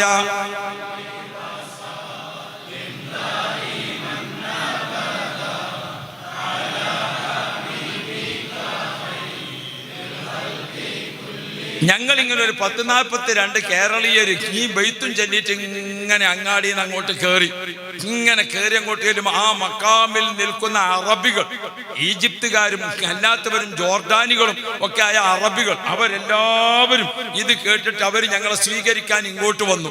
എങ്ങനെ അവർ വരുന്നത്? ഞങ്ങൾ ചൊല്ലുന്ന അതേ ബെയ്ത്ത് അവരും ചൊല്ലിങ്ങോട്ട് വന്നു. നേരെ ഞങ്ങൾ ബഹുമാനപ്പെട്ട ഇമാം ബൂസീരി റളിയല്ലാഹുവിന്റെ മക്കാമിലെത്തി. ആ മക്കാമിൽ നിർത്തിയിട്ട് അവിടെ നിന്ന നിപ്പിൽ ഞങ്ങൾ എല്ലാവരും ഒരുമിച്ച് ഇമാം ബൂസീരി റളിയല്ലാഹുവിന്റെ മക്കാമിൽ മുഴുവനും ബഹുമാനപ്പെട്ട റസൂലുള്ളാഹി സ്വല്ലല്ലാഹു അലൈഹി വസല്ലം തങ്ങളുടെ മദ്ഹായ ബുർദ, ആ ബുർദ ഇങ്ങനെ ആ മക്കാമ് മുഴുവനും ബുർദയുടെ ബെയ്ത്ത് മുഴുവനും അവിടെ എഴുതി വെച്ചിട്ടുണ്ട്. അറബികളും ഞങ്ങളെല്ലാവരും ചേർന്ന് അവിടെ നിന്നുകൊണ്ട് ബുർദ മുഴുവനും അങ്ങോട്ട് ചൊല്ലിയിട്ട് അവസാനം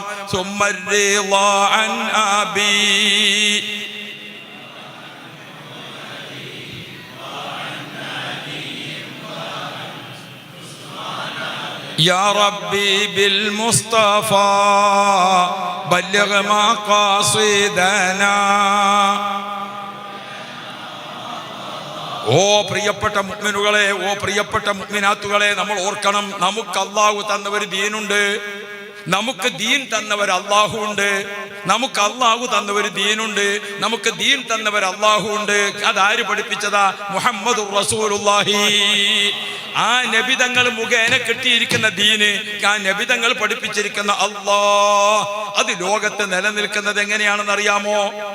അത് ലോകത്ത് നിലനിൽക്കുന്നത് ഇമാം അബുൽ അബ്ബാസ് മുർസി റളിയല്ലാഹു അൻഹുവിന്റെ പ്രധാനപ്പെട്ട ഒരു ശിഷ്യന യാഖൂത്തുൽ അർശ് തങ്ങൾ. ആരുടെ കൂട്ടുകാരനാ? ഇമാം ബൂസൂരി തങ്ങളുടെ. അല്ലാഹ്, യാഖൂത്തുൽ അർശ് എന്ന് മൂപ്പർക്ക് പേര് വെട്ടാനാണ്. കാന ഖൽബുഹു മുതഅല്ലിഖുൻ ബിൽ അർശ്. മൂപ്പര ഖൽബ് എപ്പോഴും അർശുമായി ബന്ധപ്പെട്ട് നിൽക്കുന്നതാണ്. അർശുമായി ബന്ധപ്പെട്ട് നിൽക്കാന്ന് പറഞ്ഞാൽ യാ റബ്ബ് യാ റബ്ബ്. സുബ്ഹിയോട് അടുത്ത സമയം അഥവാ മുഹമ്മദ് മുസ്തഫ നബിതങ്ങൾ ജനിച്ച സമയം സുബ്ഹിയോടടുത്ത്, ആ സമയത്ത് അർശിൽ നിന്നൊരു ബാങ്ക് വിളിക്കും. ആ സമയത്ത് അർശിൽ നിന്നൊരു ബാങ്ക് വിളിക്കും. ആ ബാങ്ക് അവിടെ നിന്ന് വിളിക്കുമ്പോഴാണ് നമ്മുടെ നാട്ടിലുള്ള കോഴി അടക്കമുള്ള ജീവികൾ എഴുന്നേറ്റുകൊണ്ട് കൊക്കോ എന്ന് പറയുന്നത്. അപ്പൊ സ്വർഗത്തിൽ നിന്നൊരു റഹ്മത്തിന്റെ വാതിൽ തുറക്കും. അത് ഭൂമിയിലേക്ക് വന്നാൽ അതിന്റെ കാറ്റ്, അതിന്റെ വാസന, രണ്ട് കണ്ണിനും കാഴ്ചയില്ലാത്ത ഇബ്നു ഉമ്മു മക്തൂം റളിയല്ലാഹു അൻഹു ആ സമയത്ത് എഴുന്നേറ്റിട്ട് ബാങ്ക് വിളിച്ചു. ആളുകൾ ചോദിച്ചു, ഉമ്മു മക്തൂം തങ്ങളെ, നിങ്ങൾക്ക് രണ്ട് കണ്ണിന് കാഴ്ചയില്ലല്ലോ, പിന്നെ നിങ്ങൾ എങ്ങനെ ഒരു സെക്കൻഡ് തെറ്റാതെ ബാങ്ക് വിളിക്കുന്നത്? സ്വർഗത്തിൽ നിന്ന് റഹ്മത്തിന്റെ വാതിൽ തുറന്നാൽ ആ കാറ്റ് ഭൂമിയിൽ വരുമ്പോ അതിന്റെ വാസന എനിക്ക് കിട്ടുന്നുണ്ട്. അപ്പോഴാണ് ഞാൻ ബാങ്ക് വിളിക്കുന്നത്. മുസ്ലിമീങ്ങൾ എഴുന്നേൽക്കേണ്ട സമയമാണ്. കണാരനും കുമാരനും ഒക്കെ കൂർക്കം വലിച്ച് ഉറങ്ങാണ്. നമ്മളപ്പം എല്ലാവരും എഴുന്നേറ്റ്, നമ്മൾ അഥവാ ഉണർന്നിട്ടില്ലെങ്കിൽ അള്ളാഹു കോഴിനെ ഏൽപ്പിച്ചു. കൊക്കോ കോഴി നമ്മളെ വിളിച്ചോണ്ടാണ്. എഴുന്നേൽക്കുന്നില്ലേ എഴുന്നേൽക്കുന്നില്ലേ എന്നാ കോഴി ചോദിക്കുന്നത്. എല്ലാവരും എഴുന്നേൽക്കുന്നതിന് മുമ്പ് നമ്മൾ എഴുന്നേറ്റ് കുളിക്കേണ്ടവൻ കുളിച്ചു, ഒതു കൊടുക്കേണ്ടവൻ ഒതു കൊടുത്തു, 2 റക്അത്ത് തഹജ്ജുദ് നിസ്കരിച്ചു. 2 റക്അത്ത് തഹജ്ജുദ് നിസ്കരിച്ചു. ഹസ്ബുനല്ലാഹു വനിഅമൽ വകീൽ നിഅമൽ മൗലാ വനിഅമൻ നസീർ. ഹസ്ബുനല്ലാഹു. ഓ പ്രിയപ്പെട്ട മുസ്ലിങ്ങളെ, ശത്രു ഊരിപ്പിടിച്ച വാളുമായിട്ട് ഗുഹയുടെ മുകളിൽ നിൽക്കുമ്പോൾ അള്ളാഹുവിന്റെ റസൂൽ സിദ്ദീഖ് തങ്ങൾക്ക് ചൊല്ലിക്കൊടുത്ത ദിക്ർ നമുക്കൊക്കെ ഓർമ്മയുണ്ട്. പക്ഷേ നമ്മൾ ചൊല്ലാറുണ്ടോ? പിന്നെ നമുക്കെങ്ങനെ അള്ളാഹിന്റെ കാവല് കിട്ടും? നമുക്കെങ്ങനെ അള്ളാഹുവിന്റെ കാവല് കിട്ടും?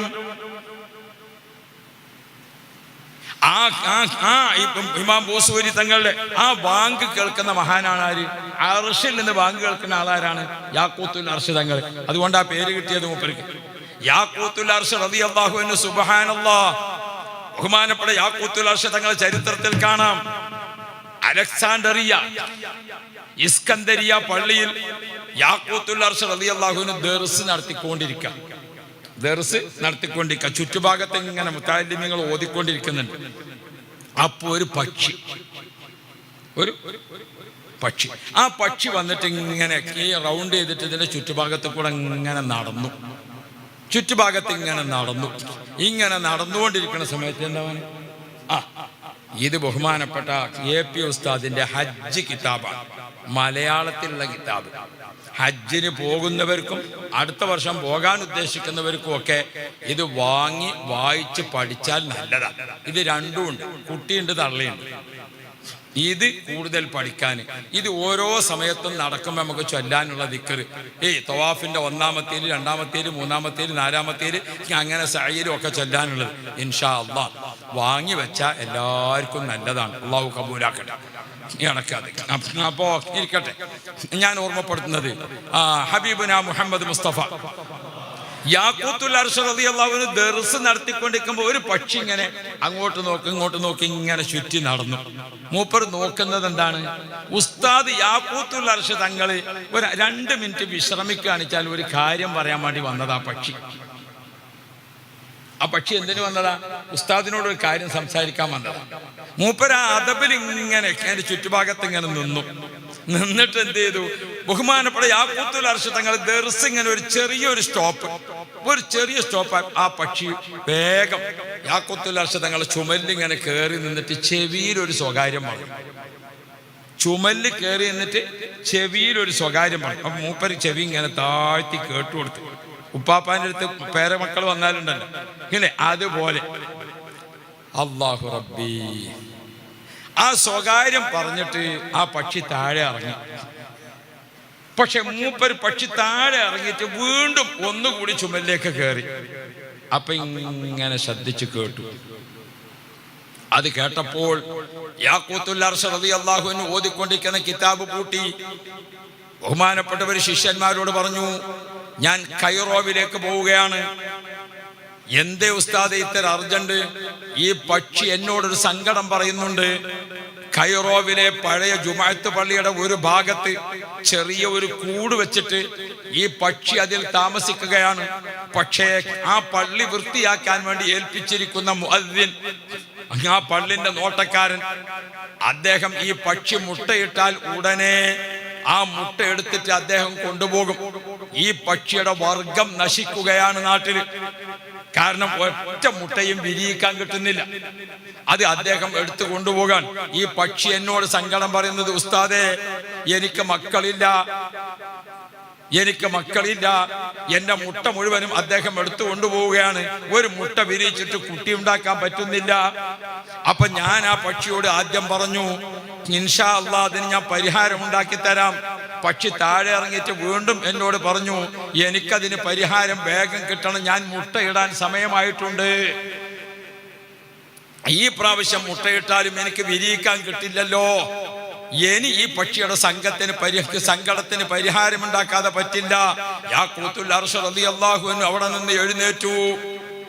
ബഹുമാനപ്പെട്ടവര് മരുഭൂമിയിലൂടെ നടക്കാൻ തുടങ്ങി. അല്ലാഹു റബ്ബി അന്നത്തെ വാഹനമായ കഴുതപ്പുറത്ത് യാ റബ്ബ് യാ റബ്ബ്, ബഗ്ദാദിന്റെ തലസ്ഥാന നഗരിയായ കൈറോവിൽ നിന്ന് 120 സ്പീഡിൽ പോകുന്ന വാഹനത്തിൽ ഞങ്ങൾ അലക്സാണ്ട്രിയയിലേക്ക് പോയിട്ട് 12 മണിക്കൂർ സമയമെടുത്തു. അപ്പൊ പിന്നെ അന്നത്തെ കാലത്തെ മരുഭൂമിയിൽ എത്ര നടക്കണം? അല്ലാഹു റബ്ബി ആ പക്ഷി നേരെ പറന്നു തിരിച്ച് അദ്ദേഹം അതിന്റെ കൂട്ടിലെത്തി. യാഖൂത്തുൽ അർശ് റളിയല്ലാഹു അൻഹു ബഗ്ദാദിന്റെ ഈജിപ്തിന്റെ തലസ്ഥാന നഗരിയായ കൈറോ പട്ടണത്തിലേക്ക് അങ്ങോട്ട് എത്തിയപ്പോൾ നാട്ടുകാർ മുഴുവനും അത്ഭുതപ്പെട്ടു. എന്താണാവോ യാഖൂത്തുൽ അർശ് തങ്ങൾ വന്നത്? ബഹുമാനപ്പെട്ടവര് വന്ന് നേരെ പഴയ ജുമാഅത്ത് പള്ളിയിൽ ചെന്നിട്ട് ആളുകൾ എല്ലാവരും അത്ഭുതത്തോടെ ബഹുമാനപ്പെട്ടവരെ സ്വീകരിക്കാൻ നിൽക്കുമ്പോൾ യാഖൂത്തുൽ അർശ് തങ്ങൾ പറഞ്ഞു, ഈ നാട്ടിൽ നിന്ന് ഒരു പക്ഷി എൻ്റെ അടുക്കൽ വന്നിട്ട് സങ്കടപ്പെട്ടിട്ടുണ്ട്. ആ പക്ഷി പള്ളിയുടെ മൂലയിൽ കൂടുകെട്ടി താമസിക്കുകയാണ്. അതിന്റെ കൂട്ടിലിടുന്ന മുട്ട മുഴുവനും പള്ളിയുടെ നോട്ടക്കാരൻ എടുത്തുകൊണ്ടു പോകുന്നു. അതിന്റെ മക്കളെ വിരിയിക്കാൻ സാധിക്കുന്നില്ല. എനിക്ക് മക്കളില്ലാതെ ഞാൻ അസ്തമിച്ചു പോകുമോ എന്നോട് സങ്കടം പറഞ്ഞിട്ട് വന്നതാണ്. യാ റബ്ബ് യാ റബ്ബ്, യാഖൂത്തുൽ അർശ് തങ്ങൾ ആ പള്ളിയുടെ നോട്ടക്കാരനെ ചെന്നിട്ട് ചോദിച്ചു, ഈ പള്ളിയുടെ മൂലയിൽ ഒരു പക്ഷി കൂട് വെച്ചിട്ടുണ്ടോ? അതെ. അത് മുട്ടയിടാറുണ്ടോ? അതെ. അതിന്റെ മുട്ട നിങ്ങൾ എടുത്തു കൊണ്ടുപോകാറുണ്ടോ? അതെ. ആ പക്ഷി നിങ്ങളെപ്പറ്റി എന്നോട് കേസ് പറഞ്ഞിട്ടുണ്ട്. ആ പക്ഷി അതാ പള്ളിയെ വട്ടമിട്ട് പറന്നുകൊണ്ടിരിക്കുന്നു. യാഖൂത്തുൽ അർശ് റളിയല്ലാഹു അൻഹു ആ പള്ളിയുടെ നോട്ടക്കാരനോട് പറഞ്ഞു, നിങ്ങൾ ആ പക്ഷിയുടെ അതിന്റെ വർഗത്തെ നശിപ്പിക്കരുത്. ഏതൊരു സാധനത്തെയും നിങ്ങൾ ഒരു മരം മുറിക്കുമ്പോൾ മറ്റൊരു ചെടി നട്ടുപിടിപ്പിക്കണം. ഒരു ചെടി പറിച്ചു കളയുമ്പോൾ മറ്റൊന്ന് അവിടെ നട്ടുപിടിപ്പിക്കണം. നശിപ്പിക്കൽ എല്ലാവർക്കും സാധിക്കും, ഉണ്ടാക്കാൻ കഴിയണം. ആര് ഒരു മരം മുറിക്കുന്നുവോ അവിടെ മറ്റൊന്ന് നട്ടുപിടിപ്പിക്കുക. ഓ പ്രിയപ്പെട്ട സഹോദരന്മാരെ, ഈ ഭൂമി നമുക്കൊരാൾക്ക് മാത്രമുള്ളതല്ല. ഈ ഭൂമി ലോകത്തിന്റെ അവസാനം വരെ ആ ഒരു പക്ഷിയുടെ സങ്കടത്തിന് പരിഹാരം കാണാൻ യാഖൂത്തുൽ അർശ് റളിയല്ലാഹു അൻഹു അത്രയും കിലോമീറ്റർ മരുഭൂമി താണ്ടിക്കൊണ്ട് യാത്ര ചെയ്തുവെങ്കിൽ ഇസ്ലാം, അല്ലാഹ്, നമുക്കൊരു അല്ലാഹു ഉണ്ട്, നമുക്കൊരു റബ്ബുണ്ട്. ആ റബ്ബ് തന്ന ദീൻ ഏതാണെന്ന് മനസ്സിലാക്കണം. അങ്ങനെ നമുക്ക് മനസ്സിലാക്കി തന്ന മഹാന്മാരുടെ കൂട്ടത്തിൽ അടുത്ത കാലത്ത് ജീവിക്കുകയും നമ്മളൊക്കെ കാണുകയും നമ്മളൊക്കെ ബന്ധപ്പെടുകയും ചെയ്ത മഹാന്മാരിൽ ഒരു പ്രധാനിയാണ് ബഹുമാനപ്പെട്ട മടവൂർ CM വലിയുള്ളായ ശൈഖനായ ശൈഖ മടവൂരിൻ അതൈനാ ബാബക്കും റാജീന ഫൗസൻ കാമിലൻ യാ സയ്യിദി CM വലി ലാ ഇലാഹ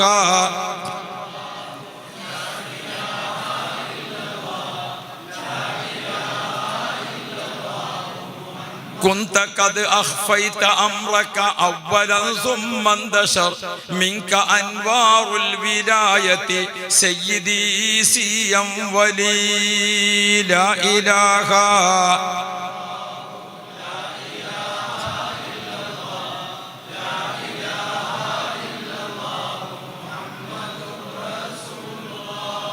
ബഹുമാനപ്പെട്ട മടവൂർ ശൈഖുനായ നേരിൽ കണ്ടിരിക്കുന്ന എല്ലാ ആളുകൾക്കും കഥ പറയാനുണ്ട്, ചരിത്രം പറയാനുണ്ട്, അനുഭവം പറയാനുണ്ട്. എത്രയെത്ര അനുഭവം പറയുന്ന ആളുകളാണ് നമ്മുടെ നാട്ടിലുടനീളം. ഒന്നും വേണ്ട, ഇപ്പൊ നിങ്ങൾ നമ്മുടെ കേരളത്തിൽ ഇങ്ങനെ പരിശോധിച്ചു നോക്കൂ. CM സെന്റർ എന്ന പേരിൽ എത്ര മദ്രസകൾ കേരളത്തിലുണ്ട്? ഒന്നും വേണ്ട, CM സെന്റർ. കൊടുവള്ളിയിലും താമരശ്ശേരിയിലും നമ്മുടെ മുക്കത്തും കോഴിക്കോട് ജില്ലയുടെ ആ പരിസരത്ത് ഇങ്ങനെ നോക്കിയാൽ എത്ര മദ്രസകൾ, അതിനൊക്കെ പേരേതാക്കി CM സെന്റർ അല്ലേ? ആ സ്ഥാപനം മുഴുവനും നടക്കുന്നത് എങ്ങനെയാണ്? വർഷത്തിലൊരിക്കൽ മടവൂർ ശൈഖുനയുടെ ആണ്ട് നടക്കും. ആ ആണ്ടിന്റെ ദിവസം അല്ലാഹു റബ്ബി, ഇപ്പൊ മുഹീദ്ദീൻ ശൈഖ് ആ മടവൂർ ശൈഖുനയുടെ ആണ്ട് നടക്കാൻ ആ ആണ്ട് നടക്കുന്ന സമയം അല്ലാഹു റബ്ബി, ഒരു പ്രദേശത്തൊരു മദ്രസ ഉണ്ടെങ്കിൽ ബഹുമാനപ്പെട്ട CM വലിയുള്ളാഹിയുടെ പേരിൽ കൊല്ലത്തിൽ നടക്കുന്ന ഒരു ആണ്ട് നേർച്ച, ആ ആണ്ടിനോടനുബന്ധിച്ച് ആളുകൾ നേർച്ച കൊണ്ടുവരും. ആ നേർച്ച ഇങ്ങനെ കൊണ്ടുവന്ന് ഒരു കൊല്ലത്തിൽ ആ മദ്രസയുടെ ഉസ്താദുമാരുടെ ശമ്പളം, ആ മദ്രസയിലെ കാര്യങ്ങൾക്കുള്ള ചെലവ്, അതൊക്കെ നടത്തുന്നത് ആരെന്നെയാണ്? ആരാ? മൂപ്പര പേരിലുള്ള മദ്രസയൊക്കെ എപ്പോഴും നടത്തുന്നത് ആരെന്നെയാണ്? മൂപ്പരെന്നെയാണ് നടത്തുന്നത്. മടവൂർ ശൈഖുനയുടെ പേരിൽ ഇപ്പൊ CM സെന്റർ എന്ന പേരിൽ മടവൂരില്ലാതെ വലിയ സ്ഥാപനം. ആരാ നടത്തുന്നത്? അത് മടവൂർ ശൈഖുന തന്നെയാണ് നടത്തുന്നത്. അല്ലാഹു റബ്ബി, നമുക്കൊരു അല്ലാഹു ഉണ്ട്. അല്ലാഹു നമുക്ക് തന്നൊരു ദീനുണ്ട്. അതിൽ നിന്നിട്ട് ചിന്തിക്കണം. ആരെങ്കിലും ഒക്കെ പറഞ്ഞത് കേട്ടിട്ടല്ല, നമ്മളൊരു ദീൻ, ആ ദീനിൽ നിന്നുകൊണ്ട് ആലോചിക്കണം. ദീനിന്റെ ഭാവി, ദീനിന്റെ നമ്മളാ വേങ്ങരുന്ന് ഇങ്ങനെ പാണക്കാട്ടേക്ക് വരുമ്പോ റോഡ് സൈഡിലുണ്ട് ഒരു മക്ബറ. പഴയ കാലത്ത് ആ പള്ളിയിൽ ദർസ് നടത്തിയിരുന്ന ഒരു മഹാന്റെതാണ്. ഞങ്ങളെ നാട്ടിലൊരു മൗലവിയുണ്ട്, മിഖ്ദാദ് മുസ്ലിയാർ, മൂപ്പരവിടെ മുദരിസായിരുന്നു. അപ്പൊ അന്ന് ആ മക്ബറയിൽ ആ പള്ളിയിൽ നടക്കുന്ന മുത്തഅല്ലിമീങ്ങൾ, അവരെ ഭക്ഷണം, അവരെ ചെലവ്, ഉസ്താദിന്റെ ശമ്പളം എത്രയാണോ ഒരു മാസത്തെ ചെലവ്, ആ ചെലവിനുള്ള പൈസ പെട്ടിയിലുണ്ട്. ഒരു കൊല്ലം മിഖ്ദാദ് ഉസ്താദ് അവിടെ ദർസ് നടത്തുന്ന കാലത്ത് എന്ത് ചെയ്തു? രാത്രി ഒരു കള്ളന്മാർ 2 ആൾ വന്നിട്ട് പെട്ടി കുത്തിപ്പൊളിച്ചു, നേർച്ചപ്പെട്ടു. കുത്തിപ്പൊളിച്ചിട്ട് ഒച്ച കേട്ടപ്പോ മുത്തഅല്ലിമീങ്ങൾ 3-4 ആൾക്കാർ ഓടിച്ചെന്നു. അപ്പൊ ഓടിച്ചെന്നപ്പോ കിട്ടിയ പൈസയും കൊണ്ട് അവർ ഓടിപ്പോയി. ബാക്കി പൈസ എണ്ണി നോക്കുമ്പോ ആ മാസത്തേക്ക് കണക്കാം.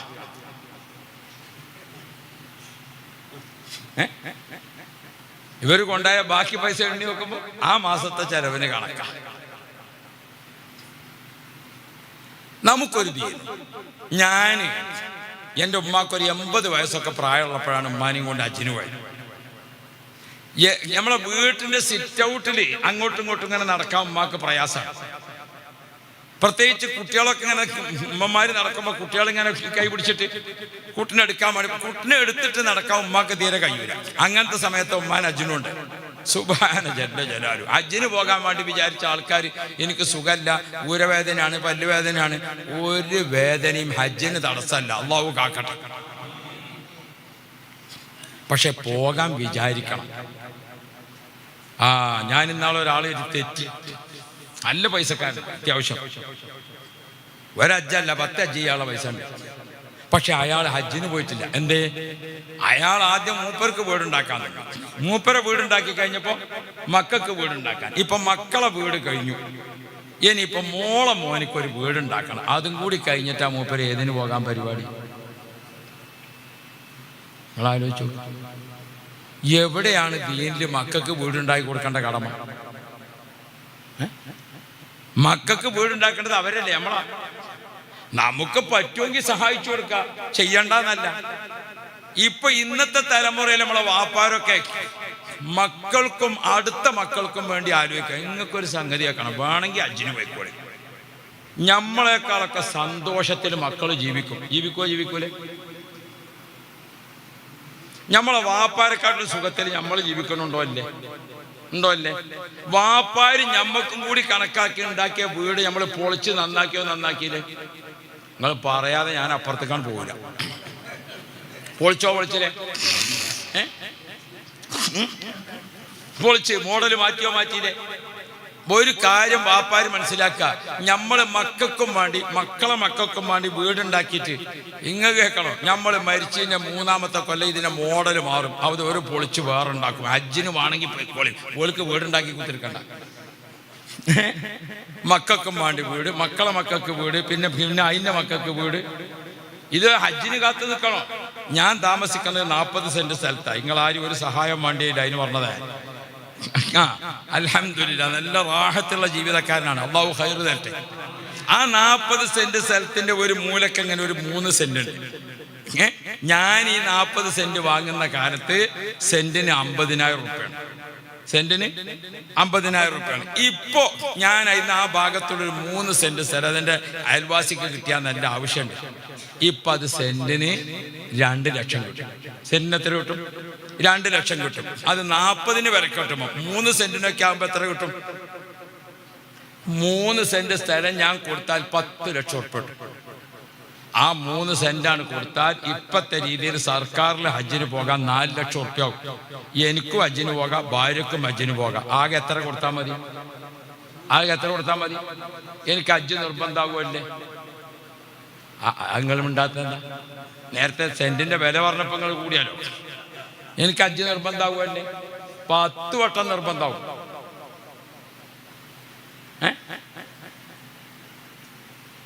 അതേ സമയത്ത് കൊച്ചി പട്ടണത്തിൽ ഞാൻ പോയി നോക്കുമ്പോ ആകെ ഒരു വീട് എത്ര സെന്റ് സ്ഥലത്താ?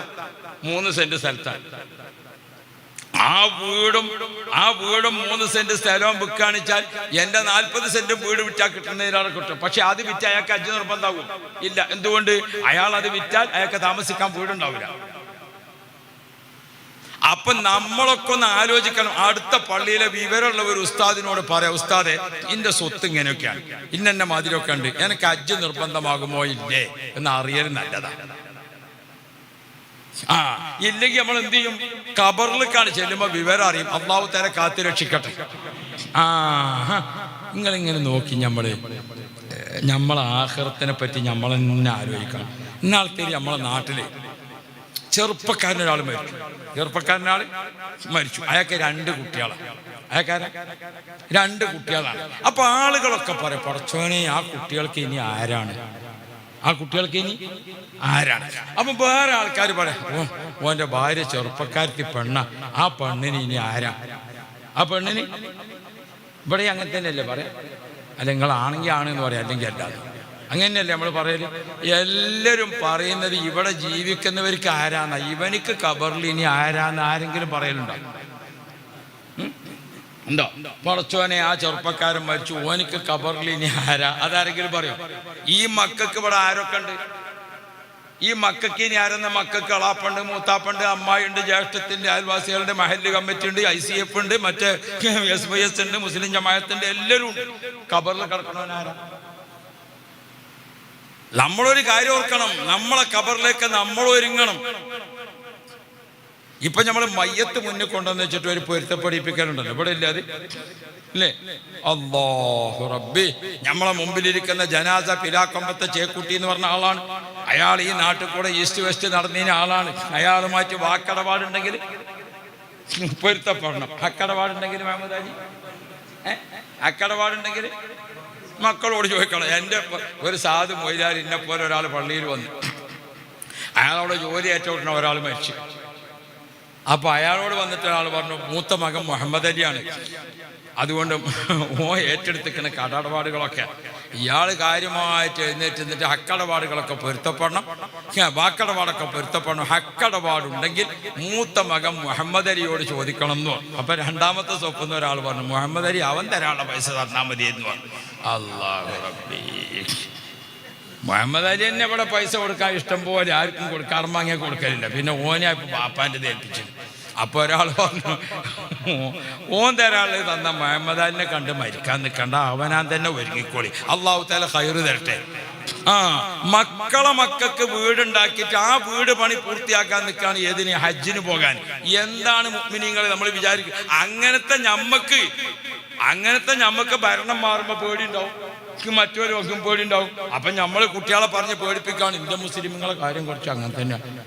മുസ്ലിമീങ്ങൾ എന്ത് തന്നെ ആയാലും ഫലസ്തീനിൽ അല്ലാഹു തആല സമാധാനം തരട്ടെ. ഫലസ്തീനിൽ നീ സമാധാനം തരണേ പടച്ചോനെ. പക്ഷെ അവിടുത്തെ മുസ്ലിമീങ്ങൾക്ക് എന്തൊരു ഉറപ്പാണ്. നിങ്ങൾ ആലോചിച്ച് നോക്കി, ലോകത്തുള്ള മുസ്ലിം രാഷ്ട്രങ്ങളോട് ഒരു ഖേദിച്ചോ ഇതുവരെ? ഫലസ്തീനുകാർ നമ്മളോട് ആർത്തു വിളിച്ചോ, ഇന്ത്യൻ മുസ്ലിങ്ങളെ ഞങ്ങളൊക്കെ ഇസ്ലാമെന്ന് വിടാൻ പോവുകയാണ്, നിങ്ങൾ ഞങ്ങളെ ഏറ്റെടുക്കാൻ തയ്യാറുണ്ടോ എന്ന് പോലും ചോദിച്ചോ? സൗദി അറേബ്യയിലെ മുസ്ലിമീങ്ങളെ നിങ്ങളൊക്കെ ഞങ്ങളെ ഏറ്റെടുക്കണം, ഞങ്ങൾ ഇസ്ലാം വിട്ട് ഇവരെ കൂടെ ചേരാൻ പോവുകയാണെന്ന് പോലും പറഞ്ഞോ? ലോകത്ത് 46 രാജ്യങ്ങൾ, ഇസ്ലാമിക രാജ്യങ്ങളുണ്ട്. ഈ വലിയ വലിയ രാജാക്കന്മാരൊക്കെ വിളിച്ചിട്ട് അവര് പറഞ്ഞോ, നിങ്ങൾ ഞങ്ങൾക്ക് കാവൽ നിൽക്കാൻ തയ്യാറുണ്ടോ, ഇല്ലെങ്കിൽ ഞങ്ങൾ ഇസ്ലാമെന്ന് വിടാണെന്ന് പറഞ്ഞോ. ചെറിയ മക്കൾ 6-7 വയസ്സായ കുട്ടികളൊക്കെ ഇങ്ങനെ എഴുതി വെക്കാം, അനല്യവും ഷഹീദ്, ഇന്നത്തെ ഷഹീദ് ഞാനാണ്, ഇന്നത്തെ ഷഹീദ് ഞാനാണ്. കുട്ടികളൊക്കെ രാവിലെ മൈലാഞ്ചി കൊണ്ട് എഴുതാൻ. നമ്മളെ കുട്ടികളെ പെരുന്നാക്ക് മൈലാഞ്ചി ഇരുന്ന സമയത്ത് പലസ്തീനിലെ കുട്ടികളെ അവരെ കയ്യിലെ മൈലാഞ്ചി കൊണ്ട് എഴുതാൻ അനൽ ഷഹീദ്, ഇന്ന് ബോംബിട്ട് ഷഹീദാകുന്ന ഷഹീദ് ഞാനാണ്. എത്ര ആളുകൾ കൺമുന്നിൽ വെച്ചുകൊണ്ട് ഒരു കുടുംബത്തിലെ 10 ആളുകളെ കൂട്ടത്തിൽ 8 മരിച്ചു. എന്നിട്ട് 2 ആള് ഞാൻ ജൂതന്മാരെ കൂടെ പോകാനെന്ന് പറഞ്ഞു. നമുക്കൊരു അള്ളാഹു ഉണ്ട്, അള്ളാഹു നമുക്ക് തന്നൊരു ദീനുണ്ട്. ഇത് നമ്മളൊക്കെ ഇസ്ലാം എങ്ങനെയാ നിങ്ങള്? മടവൂർ ഷെയ്ഖുനാനെ കൊണ്ട് നമുക്ക് നല്ല കുണം കിട്ടുകയാണെങ്കിൽ മുപ്പര് തിരക്കില്ല. മടവൂർ ഷെയ്ഖുനാന്റെ വലിയ യാസീൻ ഓതിയപ്പോൾ നമുക്ക് എന്ത് ചെയ്തു? കടം വീടി കിട്ടി. അൽഹംദുലില്ലാ, നല്ല മടവൂർ ഷെയ്ഖുനാൻ. കടം വീടിയില്ല, എന്നാൽ മടവൂരും കണക്കന്നെ. എന്ത് മടവൂര് അള്ളയും കണക്കന്നെ എന്ന് പറയാൻ മടിയില്ല നമുക്ക്. അങ്ങനത്തെ ഈമാനാ നമ്മൾ. പിന്നെ ഞമ്മക്ക് എവിടുന്ന രക്ഷ കിട്ടുന്നത്? ഓ പ്രിയപ്പെട്ട മുഅ്മിനുകളെ, നമ്മുടെ ഈമാനെ നമ്മൾ ഉറപ്പിക്കണം. നിങ്ങൾ നോക്കൂ, ചെറിയ ചെറിയ മക്കള് കയ്യിൽ ഇങ്ങനെ എഴുതി വെക്കാണ്, അനല്യവും ഷഹീദ്, ഇന്നത്തെ ബോംബാക്രമണത്തിൽ ഷഹീദാകാനുള്ള ഞാനാണ്. കുട്ടികൾ തമ്മിൽ പറഞ്ഞിട്ട് സന്തോഷകരമായിട്ട് ആ റോട്ടിൽ ഇറങ്ങണം. എന്തേ? അത് അമ്പിയാക്കളെ ഭൂമിയാണ്, അവിടെയാണ് അവർക്ക് ഈമാൻ കിട്ടിയത്. ഫലസ്തീനിന്റെ മണ്ണിനെ കുറിച്ച് ഖുർആൻ 5 ആയത്തുകളിൽ പറഞ്ഞിട്ടുണ്ട്. ബാറക്കനാ ഹൗലഹു അൽ ഖുറല്ലത്തി ബാറക്കനാ ഫീഹാ. നമ്മൾ എവിടെ പോയി? നമ്മൾ ബഗ്ദാദിൽ നിന്ന് ജോർദാനിലെത്തി. ജോർദാനിൽ നിന്ന് ചാവുകടൽ വഴി നമ്മൾ അങ്ങോട്ട് എത്തുമ്പോൾ ജോർദാൻ കഴിയുന്നതോടുകൂടെ 4 രാഷ്ട്രങ്ങളുടെ ചെക്ക് പോസ്റ്റാണ്. ഒന്ന് ഫലസ്തീൻ ചെക്ക് പോസ്റ്റ്, ഒന്ന് ഇസ്രയേൽ ചെക്ക് പോസ്റ്റ്, ഒന്ന് ഈജിപ്ത് ചെക്ക് പോസ്റ്റ്, ഒന്ന് സൗദിയുടെ ചെക്ക് പോസ്റ്റ്. സൗദിയുടെ ചെക്ക് പോസ്റ്റിന് ഇങ്ങോട്ട് കടലെടുക്ക് കഴിയണം. ബാക്കി 3 നിരയായിട്ട് നിൽക്കണം. ആ ചെക്ക് പോസ്റ്റാണ് കടന്നിട്ട് ഇസ്രയേൽ ചെക്ക് പോസ്റ്റ് കടന്ന് ഫലസ്തീൻ ചെക്ക് പോസ്റ്റും കടന്നിട്ട് അങ്ങോട്ട് കടക്കുമ്പോൾ ബഹുമാനപ്പെട്ട കലീമുല്ലാഹി മൂസ, തൂർസീന പർവ്വതത്തിന്റെ മധ്യത്തിൽ മൂസാ നബി അലൈഹി സ്വലാമിന്റെ മക്ബറ എത്ര ഗാംഭീര്യമുള്ളതാണ്. യാ റബ്ബ്, മൂസാ നബി അലൈഹി സ്വലാമിനെ സിയാറത്ത് ചെയ്യാൻ വേണ്ടി പോകുമ്പോൾ നമുക്ക് നടക്കാൻ കഴിയുന്നില്ല, കാല് പറിച്ചു പോകുക. അള്ളാഹുവിന്റെ ഖുർആനിൽ മൂസാ നബിയെ പറഞ്ഞതുപോലെ ഒരു നബിയെയും പരിചയപ്പെടുത്തിയിട്ടില്ല. ഏറ്റവും കൂടുതൽ ഖുർആൻ പരാമർശിച്ച നബി ബഹുമാനപ്പെട്ട കലീമുല്ലാഹി മൂസ. അള്ളാഹുവിനോട് നേരിൽ സംസാരിക്കാൻ ഭാഗ്യം കിട്ടിയ നബി മൂസ അലൈഹിസ്സലാം അവിടുത്തെ മക്ബറയിലേക്ക് പോയപ്പോൾ കാലിങ്ങനെ വറക്കുക. ഞങ്ങൾ 42 ആളവിടെ യാസീൻ ഓതിയിട്ട് ഒരാളെ സൗണ്ട് പുറത്തേക്ക് വരുന്നില്ല. എല്ലാവരും പേടിച്ചിട്ടാണ് നിൽക്കുന്നത് മൂസാ നബിന്റെ അടുക്കൽ. ആ മൂസാ നബി അലൈഹി സ്വലാം കിടക്കുന്ന രാജ്യത്ത് വളരുന്ന മക്കൾ അവിടെ നിന്ന് കുറച്ചപ്പുറത്തേക്ക് അങ്ങോട്ട് എത്തുമ്പോൾ കാണാം ബഹുമാനപ്പെട്ട ഖലീലുല്ലാഹി നബി ഇബ്രാഹിം. എത്ര വലിയ മക്ബറയാണ് ഇബ്രാഹിം നബി അലൈഹി സ്വലാമിൻ്റെത്. ഇബ്രാഹിം നബി അലൈഹി സ്വലാമിന്റെ മക്ബറയുടെ തൊട്ടിപ്പുറത്ത് കാണാം ഇസ്ഹാഖ് നബി അലൈഹി സ്വലാം. ഇസ്ഹാഖ് നബിയുടെ തൊട്ട് കിടക്കുന്നുണ്ട് അവിടുത്തെ ഭാര്യ റഫീഖ ബീബി റളിയല്ലാഹു അൻഹാ. ഓ പ്രിയപ്പെട്ട മുഅ്മിനുകളെ, മഹാന്മാര് മുഴുവനും ജീവിക്കുന്ന വിശ്രമിക്കുന്ന ഭൂമിയിലൂടെ യാത്ര ചെയ്ത് നോക്കണ്ടേ? നമ്മളെ മുജാഹിദീങ്ങൾ അതിലെ പോയി, അവരൊക്കെ കൂടെ അതിലെ പോയിട്ട് നമ്മളെ പഠിച്ചിട്ട് ചരിത്രം പഠിച്ചിട്ട് ഒരു ഡോക്യുമെന്ററി ഇറക്കി. ആ ഡോക്യുമെന്ററിയിൽ എന്തുള്ളൂ? ഫിറഔൻ മാത്രമാണ് അതിൽ കാണിക്കണം. ഓരോ ഡോക്യുമെന്ററിയിൽ കാര്യമായിട്ട് കാണിക്കുന്നത് ആരെയാണ്? ഫിറഔനെ. അവനാന് പറ്റുമല്ലേ പോയാൽ കാണുള്ളൂ. ഈ ഫറോവയുടെ ഇസ്ലാമുള്ള ആളുകൾ നമ്മുടെ കൂട്ടത്തിലുള്ളവർ പറയുന്നത് കേട്ടിട്ട് സുന്നി മുസ്ലിങ്ങളെ, നാം ഖലീലുല്ലാഹി ഇബ്രാഹിം ഈ രാജ്യത്ത് കൂടെ യാത്ര ചെയ്തിട്ട് ആയിരക്കണക്കിന് മഹാന്മാരുടെ മക്ബറകൾ നിറഞ്ഞു നിൽക്കുന്ന രാജ്യത്ത് കൂടെ പോയിട്ട് അതൊന്നും മുജാഹിദ് കണ്ടില്ല, അതൊന്നും ജമാഅത്തെ ഇസ്ലാമിക്കാരൻ കണ്ടില്ല. അവന്റെ ഡോക്യുമെന്ററിയിൽ കാര്യമായിട്ട് പിന്നെയും പിന്നെയും പിന്നെയും കാണിക്കുന്നത് ചാവുകടലും ഫറോവ ചക്രവർത്തിയും. നമുക്കൊരു അല്ലാഹുവുണ്ട്. ഈജിപ്തിന്റെ തലസ്ഥാന നഗരിയായ കൈറോ പട്ടണത്തിൽ ചെന്നാൽ ഒരു ഭാഗത്ത് ഒന്നായിട്ട് നൈൽ നദിയുടെ മറുഭാഗത്തെ കര 25 കിലോമീറ്റർ മദീനത്തുൽ മൗത്ത, മരിച്ചു കിടക്കുന്നവരെ പട്ടണം. ആരൊക്കെയാണ് അവിടെ മരണപ്പെട്ട് കിടക്കുന്നത്? ഈജിപ്ത് പട്ടണത്തിന്റെ മധ്യത്തിൽ കിടക്കുന്നുണ്ട് ബഹുമാനപ്പെട്ട ബീബി നഫീസത്തുൽ മിസ്രിയ. കുറച്ചുകൂടി അങ്ങോട്ട് നീങ്ങിയാൽ കുറച്ച് ദൂരെ ബഹുമാനപ്പെട്ട ഇമാമുന ശാഫിഈ. നമ്മളെ നാട്ടിൽ ചെറിയ ബസ് പോകുന്നുണ്ട്. നമ്മളെ നാട്ടിൽ മലപ്പുറത്ത് മമ്പുറം പുത്തമ്പള്ളി ഇതുപോലെ ഈജിപ്തിലെ കൈറോ പട്ടണത്തിൽ ടൗൺ ബസ് പോകുന്നുണ്ട്. എങ്ങനെ?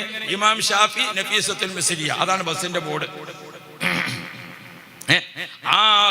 അവിടെ അങ്ങനെ പോയി നോക്കിയാൽ 24 മണിക്കൂറും മദീന മുനവ്വറ കഴിഞ്ഞാൽ പിന്നെ ലോകത്ത് ഏറ്റവും കൂടുതൽ സിയാറത്ത് കേന്ദ്രം, ഏറ്റവും വലിയ മഖാം, പ്രൗഢ ഗംഭീരമായി നിൽക്കുന്ന മഖ്ബറ അത് ഇമാമുന ശാഫിഈ റളിയല്ലാഹു അൻഹുവിൻ്റെതാണ്. പൈസയും കയ്യിൽ വെച്ചിട്ട് വെറുതെ ഇങ്ങനെ ഇരിക്കണ്ട, ഒന്ന് പോയി നോക്കിയല്ലോ സ്ഥലത്ത്. അള്ളാഹു തൗഫീഖ് ചെയ്യട്ടെ. അള്ളാഹു തആല ഖുർആനിൽ പറഞ്ഞു സീറൂ ഫിൽ അർളി, ഭൂമിയിൽ നിങ്ങൾ പോയി നോക്കണം. കുറച്ച് കഴിഞ്ഞപ്പോൾ നിങ്ങൾ പോകാത്തത് കണ്ടപ്പോൾ അള്ളാഹു തആല അഫലം യസീറു, ഒന്ന് പോയി കൂടെ ചങ്ങായി എന്നുള്ള അർത്ഥത്തിന്. ലോകത്തെ മുഴുവനും ചരിത്രങ്ങൾ പരിശോധിക്കണം നമ്മൾ.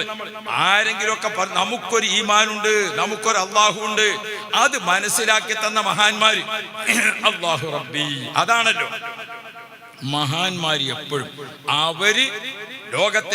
അവര് വർഷങ്ങൾക്ക് മുമ്പ് വരാനിരിക്കുന്നത് നേരത്തെ കണ്ട് ഈ ഉമ്മത്തിനെ നിയന്ത്രിക്കുകയും നടത്തുകയും അള്ളാഹു അവർക്ക് കഴിവ് കൊടുത്തതാണ്. മടവൂർ ശൈഖുന ചെറിയ പ്രായത്തിലെ ഓതിപ്പടിച്ചു മുതഅല്ലിമായി. മുതഅല്ലിമ് ബാഖിയാത്തു സ്വാലിഹാത്തിൽ പോയി ബാഖവി ബിരുദം നേടിയ വലിയ പണ്ഡിതനായി. പണ്ഡിതൻ വലിയ മുദർരിസായി. ദർസ് നടത്തിക്കൊണ്ടിരിക്കുന്ന മധ്യേ ബഹുമാനപ്പെട്ടവർ മുകാശഫയുടെ ഇൽമ് മഅരിഫത്തിന്റെ ലോകത്തേക്ക് കടന്നു. അപ്പൊ ദർസിലെ മുതഅല്ലിമീങ്ങളൊക്കെ മറ്റു പല വഴിക്കും പല ദർസിലും ചേർത്തുകൊണ്ട് പിന്നെ ബഹുമാനപ്പെട്ടവരെന്താ ചെയ്യണത്? പിന്നെ ഭൂമിയിൽ സുജൂദ് ചെയ്ത് സഞ്ചരിക്കണം. ഔലിയാക്കളെ ചരിത്രത്തിലൊക്കെ അങ്ങനെ കാണും. ഔലിയാക്കളെ കാണും അങ്ങനെ. ബഹുമാനപ്പെട്ട മുഹയ്യിദ്ദീൻ ശൈഖ് റളിയല്ലാഹു അൻഹു 40 കൊല്ലം ഇരിയെന്നൊരേകൽ കേട്ടാരേ ഇരുന്നോവാർ. എന്റെ നാട്ടിനടുത്ത് ഈ ഷറഫുദ്ദീൻ സക്കാഫിന്റെ ഒക്കെ നാടുണ്ട്, എടക്കര. അതിന്റെ ഉള്ളിലേക്കാണ് പോയിട്ട് അവിടെ ഒരാൾ താമസിക്കുന്നുണ്ട്. ബഷീർ എന്നാണ് അദ്ദേഹത്തിന്റെ പേര്. അദ്ദേഹവും വേറൊരാളുണ്ട്, ഷായിബാക്ക അയാളെ വിളിക്കാം. അവർ മടവൂർ ശൈഖുനാന്റെ അടുത്ത് ഇങ്ങനെ ഖാദിമീങ്ങളായിട്ട് ഇങ്ങനെ എപ്പോഴും പോകുന്ന ആൾക്കാർ. ഒരിക്കൽ അവരിങ്ങനെ മടവൂർ ശൈഖുനാന്റെ അടുത്ത് ഇരിക്കുകയാണ്. അപ്പോ ഒരാള് അവിടെ വന്നു. മടവൂർ ശൈഖുനാന്റെ അടുത്ത് വന്നു. മടവൂർ ശൈഖുനാന്റെ അടുത്ത് വന്നിട്ട് അയാൾ വന്ന് കേറിയ ഉടനെ ശൈഖുന ചോദിച്ചു, നിന്റെ ലോറി പിന്നെ എവിടെ നിർത്തിയത് എന്ന് ചോദിച്ചു. ഇയാൾ അത്ഭുതപ്പെട്ടു. എന്താ? മൂപ്പരൊന്നും അങ്ങോട്ട് പറഞ്ഞിട്ടില്ല. നിന്റെ ലോറി പിന്നെ എവിടെ നിർത്തിയത് എന്ന് ചോദിച്ചു. അയാൾ അത്ഭുതപ്പെട്ടു. അപ്പൊ എന്താ സംഭവം? ഇയാള് മൈസൂരിൽ നിന്ന് ലോഡ് വണ്ടിയായിട്ട് വരിക. പാതിരാവിന്റെ കൂരിരുട്ടിൽ താമരശ്ശേരി ചുരത്തിന്റെ 8ാമത്തെ 7ാമത്തെ ഒക്കെ വളവിലെത്തിയപ്പോ പാതിരാവിന് അവിടെ ഒരു കാട്ടാനയും അതിൻ്റെ അടുത്തൊരു മനുഷ്യനും. പാതിരാക്ക് ഇയാൾ ലോറിയും വിട്ട് വരുമ്പോ കാണാം ഒരു കാട്ടാനി, അതിൻ്റെ അടുത്തൊരു മനുഷ്യൻ. കണ്ടപ്പോ അദ്ദേഹം ബേജാറായിട്ട് ലോറി അടിച്ചു വിട്ട് പോന്നു. അയാളെ മനസ്സിലിങ്ങനെ, പടച്ചോനെ ആ മനുഷ്യനെ കാട്ടാന പിടിച്ചോ, ആ മനുഷ്യനെ കാട്ടാന വല്ലതും ചെയ്തോ. അയാൾ പിറ്റേ ദിവസം പത്രമൊക്കെ നോക്കി, ചുരത്തിൽ വെച്ചുകൊണ്ടൊരു മനുഷ്യനെ കാട്ടാന പിടിച്ച വാർത്ത ഉണ്ടോ. ഇയാളെ മനസ്സിൽ പിന്നെ എപ്പോഴും അത്. സുബ്ഹാനല്ലാഹ്. ആ സംഭവം കഴിഞ്ഞ് 12 കൊല്ലം കഴിഞ്ഞിട്ടാണ് അദ്ദേഹം ഇപ്പൊ എവിടെ വന്നത്? മടവൂർ ശൈഖുനാന്റെ അടുത്ത് വന്നത്. അപ്പൊ മടവൂർ ശൈഖുന ചോദിക്കാൻ, എന്റെ ലോറി പിന്നെ എവിടെയാ നിർത്തിയത്?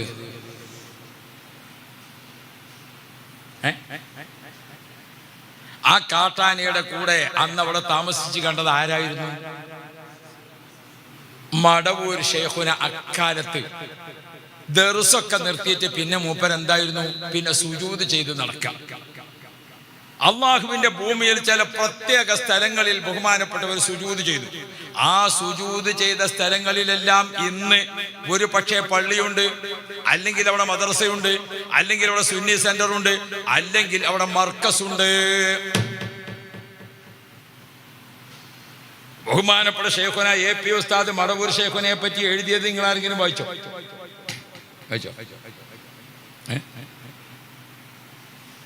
നിങ്ങളെവിടെ നിന്ന് സിറാജ് കിട്ടണില്ല അപ്പം? ഇല്ല. ഇപ്പൊ പിന്നെ എന്താ അറിയോ, നമ്മളെ സുന്നത്ത് ജമാഅത്തിന്റെ ആളുകൾക്കൊക്കെ ഭയങ്കര ബഹുമാനം. നല്ലതല്ല, ബഹുമാനം കുറച്ച് കൂടിയിട്ട്. ഞാനിപ്പോൾ പല വീട്ടിലും പല ഓഫീസിലും ഒക്കെ ചെല്ലുമ്പോൾ നമ്മളെ റിസാല സുന്നി വോയിസ് ഒക്കെ വന്നിട്ട് പൊട്ടിച്ചാതെ വെച്ചേക്കാണ്. കാരണം ഇത് സമസ്തീന്ന് അയച്ചതല്ലേ, ഇതിൻ്റെ കൈ കൊണ്ട് പൊട്ടിക്കണ്ട എന്നുള്ള ബഹുമാനത്തിൽ വെച്ചേക്കാക്കി. എന്തൊരു ബഹുമാനാണ് അല്ലേ? തൊട്ട് മുമ്പത്തെ ഈ ആഴ്ചയിലെ തൊട്ട് മുമ്പത്തെ, ഇന്നിപ്പോ ഈ ഞായറാഴ്ച അല്ലേ, കഴിഞ്ഞ ഞായറാഴ്ച ബഹുമാനപ്പെട്ട AP ഉസ്താദി എഴുതുന്നുണ്ട് മടവൂർ ശൈഖുനയെ പറ്റി. മടവൂർ ശൈഖുനയെ പറ്റി ആധികാരികമായി അറിയാൻ പറ്റിയ ഒരു റഫറൻസ് ഉസ്താദ് മടവൂർ ശൈഖുനയുടെ പേര് ഒരു ഗ്രന്ഥം എഴുതുന്നുണ്ട്. ആ ഗ്രന്ഥത്തിൽ നിന്നുള്ള ചില കാര്യങ്ങൾ ഉൾപ്പെടുത്തിക്കൊണ്ട് കഴിഞ്ഞ വാനാന്ത പതിപ്പിൽ, നമ്മുടെ സിറാജിന്റെ പതിപ്പിൽ കാണാം. സുബ്ഹാന ജല്ല ജലാലു, അത്ഭുതകരമായിരിക്കുന്ന ചരിത്രങ്ങൾ AP ഉസ്താദി എഴുതുന്നു. അതെങ്ങനെ എഴുതുന്നത്? ഉസ്താദിന്റെ നേരിട്ടുള്ള അനുഭവം. ബഹുമാനപ്പെട്ട മടവൂർ ശൈഖുന അന്ന് ബഹുമാനപ്പെട്ട മർക്കസ് നിൽക്കുന്ന പറമ്പ് ബഹുമാനപ്പെട്ട മടവൂർ ശൈഖുന നടന്ന് സുജൂദ് ചെയ്തുകൊണ്ടിരുന്ന സ്ഥലമാണ്. എടവണ്ണപ്പാറ ദാറുൽ അമാൻ സ്ഥാപനം നിൽക്കുന്നത് ഒരു നമ്പൂരിയുടെ കയ്യിലുള്ള പറമ്പാണ്. ശൈഖുന ആ വഴിക്ക് ഇങ്ങനെ നടക്കുന്ന സമയത്ത് ഇടക്ക് അവിടെ ഒരു മുസല്ലട്ട് നിസ്കരിച്ചു. ഇന്ന് അവിടെ നല്ലൊരു കോളേജാണ്. മടവൂർ ശൈഖുന അന്ന് സുജൂദ് ചെയ്തിരിക്കുന്ന ഭൂമി എവിടെയൊക്കെ ഉണ്ടോ അവിടെ ഇപ്പോൾ ഒരു പക്ഷേ പള്ളിയുണ്ട്, അല്ലെങ്കിൽ മദ്രസയുണ്ട്, അല്ലെങ്കിൽ അവിടെ സുന്നി സെന്റർ ഉണ്ട്. ഓ പ്രിയപ്പെട്ട മുഅ്മിനുകളെ, ഔലിയാക്കളെ അല്ലാഹു തആല നിശ്ചയിച്ചിട്ടുണ്ട്. അവരെ അല്ലാഹു തആല ചില പ്രത്യേക നിശ്ചയം കഴിഞ്ഞിട്ടുണ്ട്. ഞങ്ങൾ നിലമ്പൂർ നടത്തുന്ന സ്ഥാപനമുണ്ട്, നിലമ്പൂർ മജ്മഅ് അക്കാദമി. 40 കുട്ടികളെ കൊണ്ട് തുടങ്ങിയതാ. ഇപ്പൊ 35ാമത്തെ കൊല്ലത്തിലേക്ക് കടന്നു. 2000 കുട്ടികൾ പഠിക്കുന്നുണ്ട്. ഞാൻ ആ സ്ഥാപനം ഉണ്ടാക്കുന്ന ആദ്യത്തെ ആലോചന മീറ്റിംഗിൽ നാട്ടിലെ കുറച്ച് ആളുകളൊക്കെ കൂട്ടിൽ ആലോചന മീറ്റിംഗ്. അന്നത്തെ ആലോചന എന്ന് പറഞ്ഞാൽ 89 നമ്മളെ സംഘടനയിൽ അല്ലാഹു തആല ഒരു അനിവാര്യമായ പിളർപ്പുണ്ടാക്കിയത്. നമ്മൾ ഈ പിളർന്നതാണ് ആകെ വിഷമായത്. ഇത് നമ്മളാരെങ്കിലും ചെയ്തതാ? പടച്ചോന്റെ ദീൻ നിലനിൽക്കാൻ അള്ളാഹ് ചെയ്ത പണിയാണ്. ഇപ്പം നമ്മൾ കൈവച്ചിട്ട് കാര്യമില്ല. അല്ലാഹു തആല EK ഉസ്താദിനെ ഒരു ടീമിന്റെ ഭാഗത്തും AP ഉസ്താദിനെ വേറൊരു ടീമിലും എപ്പോഴും ഒരു മത്സരം കളിക്കുണ്ടാകണം. അതാണ് ഫുട്ബോളിന്റെ പ്രത്യേകത. ഫുട്ബോളിന്റെ പ്രത്യേകത എന്താ? 11 ആള് ഈ ടീമിൽ, 11 ആള് ആ ടീമിലും. ഇങ്ങനെ എല്ലാവരും കൂടി കളിക്കണത് ഏതിനു വേണ്ടിയാ? ഒരു പന്തിന് 22 ആളെ മത്സരം അല്ലേ? ഇനിയിപ്പോ നിങ്ങൾ മസ്ലഹത്ത് കമ്മിറ്റി ഉണ്ടാക്കിയിട്ട് എന്താ ചെയ്യാൻ പോണത്? 22 പന്ത് വാങ്ങിക്കൊടുക്കേ. നമ്മളിപ്പോൾ ഒരു പന്തിന് എല്ലാവരും കൂടി മത്സരിച്ച് ആകെ പ്രശ്നമാകേണ്ട അടി മുഴുവനും ഏതിനാ കിട്ടുന്നത്? മറ്റേ ടീമിന്റെ അടി ഈ പന്തിന് തന്നെ, ഈ ടീമിന്റെ അടി ഈ പന്തിന് തന്നെ. അതുകൊണ്ട് ഒരു മസ്ലഹത്ത് കമ്മിറ്റി എന്താക്കുക? 22 പന്ത് വാങ്ങിക്കൊടുക്കുക. ഇതൊരു മത്സരമാണ്. EK ഉസ്താദ് അപ്പുറത്ത്, AP ഉസ്താദ് ഇപ്പുറത്തും. ഞാനൊക്കെ ഏതിൽ കൂടി? AP ഉസ്താദിന്റെ കൂടി, നിങ്ങളുമായി തന്നെ മറ്റേ ഉസ്താദിന്റെ കൂടി. നമുക്ക് പ്രശ്നം. അള്ളാന്റെ ദീന് നിലനിൽക്കാൻ ഒരു മത്സരം അള്ള വെച്ചതാണ്. നമ്മൾ അടിപിടിയൊക്കെ ഉണ്ടാക്കിയിട്ട് കുലുമാരുണ്ടാക്കിയത് അത് നമ്മളെ വിവരക്കേടാണ്. ഒരു മത്സരം വെക്കുമ്പോ മത്സരത്തിൽ നല്ല സംഗതി ഉണ്ടാവും. ഖൈറിന് വേണ്ടി മത്സരിക്കുക. എങ്ങനെ മത്സരിക്കല്? മറ്റേ ഗ്രൂപ്പുകാർ 5ാം ക്ലാസ് മദ്രസ ഉണ്ടാക്കിയാൽ അത് ഇല്ലാതാക്കാനല്ല നമ്മൾ നോക്കേണ്ടത്. നമ്മൾ 10ാം ക്ലാസ് ഉണ്ടാക്കുക. മറ്റേ ഗ്രൂപ്പ് 5ാം ക്ലാസ് ഉണ്ടാക്കാൻ നമ്മൾ മത്സരിച്ച് ഏതുണ്ടാക്കുക? 10ാം ക്ലാസ് ഉണ്ടാക്കുക. ഓല് എത്തിങ്ങാൻ ഉണ്ടാക്കുക, നമ്മൾ രണ്ടും കൂടി ഉണ്ടാക്കുക. അതാണ് മത്സരം. അതിനാണ് അല്ലാഹു സുബ്ഹാനഹു വ തആല മത്സരത്തിന് വിട്ടത്. 2 മഹാന്മാരായ ഉസ്താദുമാർ, അള്ളാഹു അവരൊക്കെ ദർജ ഏറ്റി കൊടുക്കട്ടെ. പടച്ചോനെ സുൽത്താനുൽ ഉലമക്ക് ആഫിയത്തുള്ള ദീർഘായുസ് കൊടുക്കണേ അല്ലാഹ്. അങ്ങനെ മത്സരങ്ങളൊക്കെ അക്കാലത്ത് നമ്മൾ ആദ്യത്തെ മീറ്റിംഗ് ചേരുക. അപ്പൊ ഞങ്ങളുടെ നാട്ടിലെ ഏറ്റവും പ്രായമുള്ള രാജാവിന്റെ ചെറിയോനാജി അദ്ദേഹം പറഞ്ഞു, മീറ്റിങ്ങിൽ അദ്ദേഹം എഴുതി, എനിക്കൊരു കാര്യം പറയാനുണ്ട്. അപ്പൊ എന്തേന്നു, 20 കൊല്ലം മുമ്പ് ഞാൻ മടവൂർ ശൈഖുനയുടെ അടുത്ത് പോയിട്ട് നിലമ്പൂരിൽ ഞാനൊരു യത്തീംഖാന തുടങ്ങാൻ വേണ്ടി ആലോചിക്കുന്നുണ്ട് എന്ന് പറഞ്ഞു. അന്ന് മടവൂർ ശൈഖുന എന്നോട് പറഞ്ഞു, യത്തീംഖാന തുടങ്ങണ്ട, അവിടെ വേറെ സ്ഥാപനം വരും. 20 കൊല്ലം മുമ്പ് ഞാനന്ന് ഓതിപ്പെടുക്കണം മുത്താലിമായിട്ട്. 10 കൊല്ലം കഴിഞ്ഞിട്ട് സ്ഥാപനം വരാത്തപ്പോൾ ആചാര്യ പറയാം, ഞാൻ വീണ്ടും മടവൂർ ശൈഖുനയുടെ അടുത്ത് പോയി. 10 കൊല്ലമായല്ലോ, അവിടെ ഇതുവരെ സ്ഥാപനം വന്നിട്ടില്ല. നിങ്ങൾ യത്തീംഖാന ഉണ്ടാക്കണ്ട, അവിടെ വലിയ സ്ഥാപനം വരും. പിന്നെ 5 കൊല്ലം കഴിഞ്ഞ് 15 കൊല്ലായി. അദ്ദേഹം വീണ്ടും മടവൂർ ശൈഖുനയുടെ അടുത്ത് പോയി. എനിക്ക് വയസ്സായി, ഞാനൊരു സ്ഥലം കൊടുത്തിട്ട് അവിടെ ഉണ്ടാക്കാനാണ് വിചാരിക്കണത്. ഞാൻ എന്ത് ചെയ്യണം? നിങ്ങൾ കാത്തിരിക്കുക, അവിടെ വലിയ സ്ഥാപനം വരും. അത് പറഞ്ഞിട്ട് 20ാമത്തെ കൊല്ലം AP ഉസ്താദും ഖലീൽ ഉള്ളാളത്തെ തങ്ങൾ പാപ്പിയും വന്നു. അവിടെ ഞങ്ങൾ 1/2 ഏക്കർ സ്ഥലം വാങ്ങാൻ വേണ്ടി വിചാരിച്ചത് 6 ഏക്കറായി. ഒരു ചെറിയ യത്തീംഖാന തുടങ്ങാൻ വേണ്ടി വിചാരിച്ചത് അൽഹംദുലില്ലാഹ് ഇപ്പോൾ മജ്മഅ് ഓർഫനേജ്, മജ്മഅ് അഗതി മന്ദിരം, Majma English medium school, Majma ഹിഫ്ദുൽ ഖുർആൻ, മജ്മഅ് വിമൻസ് അക്കാദമി, മജ്മഅ് ശരീഅത്ത് കോളേജ് ജൂനിയർ ആൻഡ് സീനിയർ, ആ സ്ഥാപനത്തിൽ നിന്ന് 2000 കുട്ടികൾ ഇപ്പോൾ പഠനം പൂർത്തിയാക്കി പുറത്തിറങ്ങി. അതിൽ 300 ആലിമീങ്ങൾ ഇപ്പോൾ വിവിധ സ്ഥാപനങ്ങളിൽ മുദരിസുമാരും ഖതീബുമാരും അങ്ങനെയുള്ള പോസ്റ്റിലുണ്ട്. ആ സ്ഥാപനത്തിൽ നിന്ന് പഠിച്ചിറങ്ങി 26 ഡോക്ടർമാരുണ്ട്, 56 എഞ്ചിനീയർമാരുണ്ട്, 2 പൈലറ്റുമാരുണ്ട്, 6 എയർ ഹോസ്റ്റേഴ്സുമാരുണ്ട്. മടവൂർ ശൈഖുന പറഞ്ഞു, അവിടെ വലിയ സ്ഥാപനം വരും.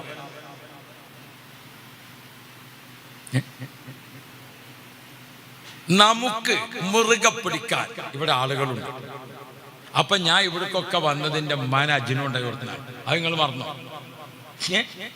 വീട്ടിന്റെ സിറ്റ് ഔട്ടിൽ കൂടെ ഉമ്മാക്ക് നടക്കാൻ വയ്യ. അങ്ങനത്തെ ഉമ്മാനെ മക്കത്തുകൊണ്ട് തവാഫിന് പോകുന്ന സമയത്ത് കാലിന്റെ കടച്ചിലിങ്ങനെ ഉമ്മാക്ക് വരുമല്ലോ എന്ന് ഞാൻ ബേജാറില്ല.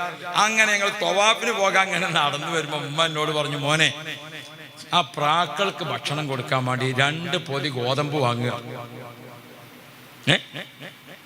ഞാൻ 2 പൊതി ഗോതമ്പ് ഉമ്മാക്ക് കൊടുത്തു. ഉമ്മ ആ ഗോതമ്പ് ഇങ്ങനെ ആ പ്രാക്കൾക്ക് ഇട്ട് കൊടുത്തിട്ട് നല്ല മട്ടത്തിൽ പോലെ ഇങ്ങനെ താലോലിച്ച് ഓൽക്ക് ഭക്ഷണം കൊടുത്ത് ഉമ്മ പറഞ്ഞു, പോകാം, നമുക്ക് തവാഫിന് പോകാം. തവാഫും സഅയും ഉമ്മ നടന്ന് ചെയ്തു. അപ്പൊ ഞാൻ ഉമ്മാനോട് ചോദിച്ചു, ഇതെന്താ ഉമ്മ? അത് മോനെ, ആ പ്രാക്കൾക്ക് ഭക്ഷണം കൊടുത്താൽ കാലിന് കടച്ചിലും വേദന ഉണ്ടാവൂല. അപ്പൊ ഞാൻ ചോദിച്ചു, ഞാൻ ഈ കിതാബൊക്കെ ഓതിയിട്ട് കണ്ടിട്ടില്ലല്ലോ, ഉമ്മാക്ക് എവിടുന്ന കിട്ടിയത്? അപ്പൊ ഉമ്മ പറഞ്ഞു, ചെറുപ്പത്തിൽ നാട്ടിൽ ഒരു മൊയ്ലാർ 40 ദിവസം വയല് പറഞ്ഞു. ആ മൊയ്ലാർ ഒരു ദിവസത്തെ വയലിലുണ്ട്. അദ്ദേഹം വയല് പറഞ്ഞു, മക്കത്തെ പ്രാക്കള് അന്ന് റസൂലുള്ളാഹിക്ക് കാവൽ നിന്ന പ്രാവിന്റെ പേരക്കുട്ടികളാണ് ഇപ്പുള്ള മക്കള്. അന്ന് റസൂലുള്ളാഹിക്ക് കാവൽ നിന്നില്ലേ 2 പ്രാക്കള്. ആ 2 മാടപ്രാക്കൾ, 1 ആണും 1 പെണ്ണും. അവരുടെ മക്കൾ, മക്കളെ മക്കൾ, മക്കളെ മക്കൾ, മക്കളെ മക്കൾ, അവരാണ് ഇപ്പൊ എവിടെ ഉള്ളത്? മക്കത്തുള്ള പ്രാക്കൾ. അള്ളാന്റെ റസൂലിന്റെ മഹബത്ത് വെച്ച് അവർക്ക് നമ്മൾ ഭക്ഷണം കൊടുത്തോ, നമ്മളെ കാര്യം അള്ളാഹു തആല ഏറ്റെടുക്കും. നമ്മളെ മുമ്പ് കൂടെ ആ ഗോതമ്പത്തിന്റെ വെച്ച് നടക്കുന്ന സമയത്ത് നമ്മള് ഇല്ലേ ഓരോന്നിനെയും ഈമാനികമായി കാണണം. അപ്പൊ അതിന് അതിൻ്റെതായ ഗുണം കിട്ടും. നമുക്കൊരു റബ്ബുണ്ട്. ഞാൻ നിർത്താണ്, ഇങ്ങനെ പറയാൻ നിൽക്കുമ്പോൾ ഔലിയാക്കളെ കഥയും കൂടി ആകുമ്പോ അങ്ങനെ നീണ്ടുപോകും അല്ലേ. അല്ലാഹു തആല ഖൈർ തരട്ടെ. ഹബീബുനാ മുഹമ്മദ് മുസ്തഫ, ഓ പ്രിയപ്പെട്ട ചെറുപ്പക്കാരെ, അള്ളാഹുവിന്റെ ദീന് അത് അല്ലാഹു തആല നിലനിർത്തി പോന്ന ഒരു രീതിയുണ്ട്. അതിൽ നമ്മൾ സംശയിച്ച് പരിഷ്കരിപ്പിക്കാൻ നിൽക്കണ്ട. ദീനിനെ ദീനായിട്ട് മനസ്സിലാക്കി പോവുക. ഓ പ്രിയപ്പെട്ട മുഅ്മിനുകളെ, അല്ലാഹു സുബ്ഹാനഹു വ തആല ആദരിച്ചത് ഒരു മലയാകാം, ഒരു കല്ലാകാം, ഒരു വെള്ളമാകാം. അല്ലാഹു ആദരിച്ചതിനെ ആദരിച്ചുകൊണ്ട് മാത്രമേ ദീൻ നിലനിൽക്കൂ.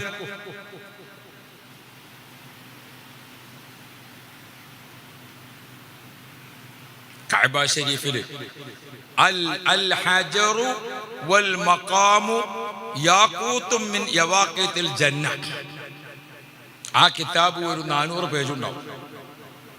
സ്വർഗത്തിൽ നിന്ന് കൊണ്ടുവന്ന 2 നിധി, ഒന്ന് ഇബ്രാഹിം മക്കാം, ഒന്ന് ഹജറുൽ അസ്വദ്.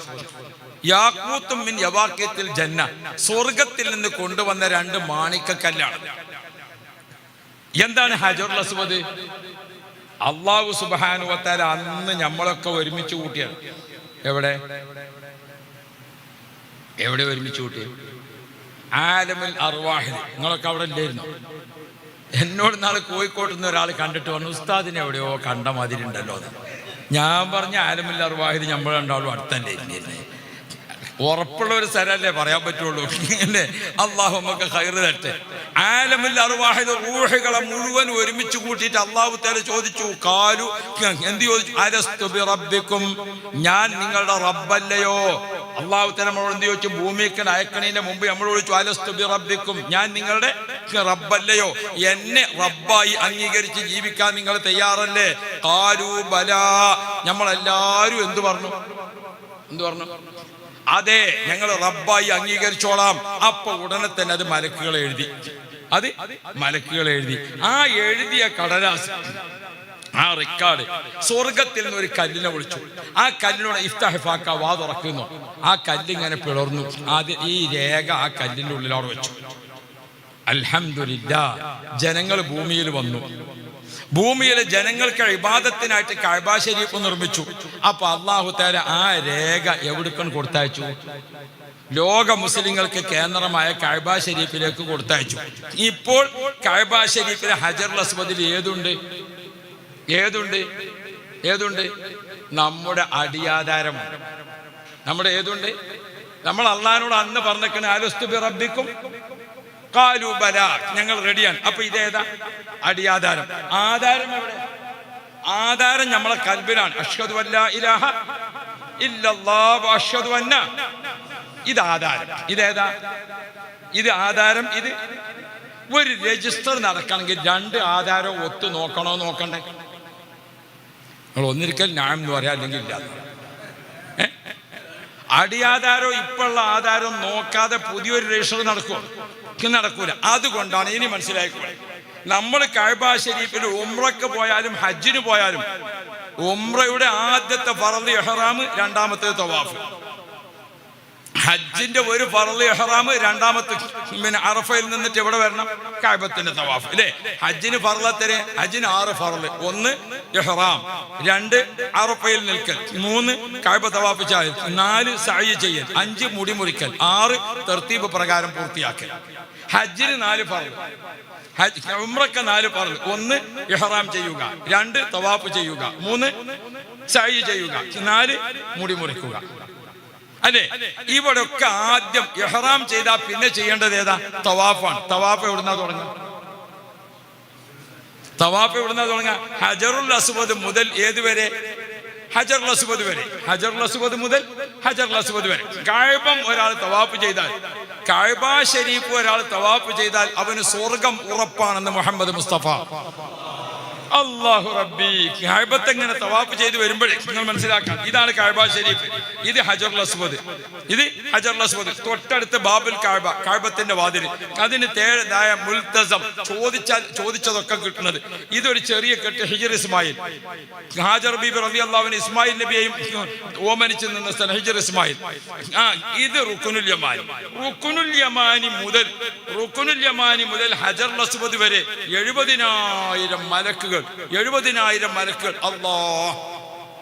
അവിടെ എത്തുമ്പോൾ നമ്മൾ ദ്വാർക്കും, റബ്ബനാ ആതിനാ ഫിദ് ദുനിയാ ഹസന വഫിൽ ആഖിറതി ഹസനതൻ വഖിനാ. കഅബ ശരീഫ് തവാഫ് ചെയ്യുമ്പോൾ എന്ത് ദ്വാർക്കണം? അത് ആ ബുക്കിലൊക്കെ കാണും. നബിതങ്ങൾ ചൊല്ലിയ ദിക്ർ, നബിതങ്ങൾ ദ്വാർന്ന ദുആ, അതാണ് അവിടെ ചൊല്ലാൻ ഏറ്റവും ഒന്നാമത് പരിഗണിക്കേണ്ടത്. 2, അതറിയാത്തവർ ഖുൽ ഹുവല്ലാഹു പോലത്തെ ഖുർആൻ, അതും അറിയാത്തവർ കിട്ടുന്ന ദിക്ർ ചൊല്ലിയാൽ മതി. അത് തർത്തീബുണ്ട്.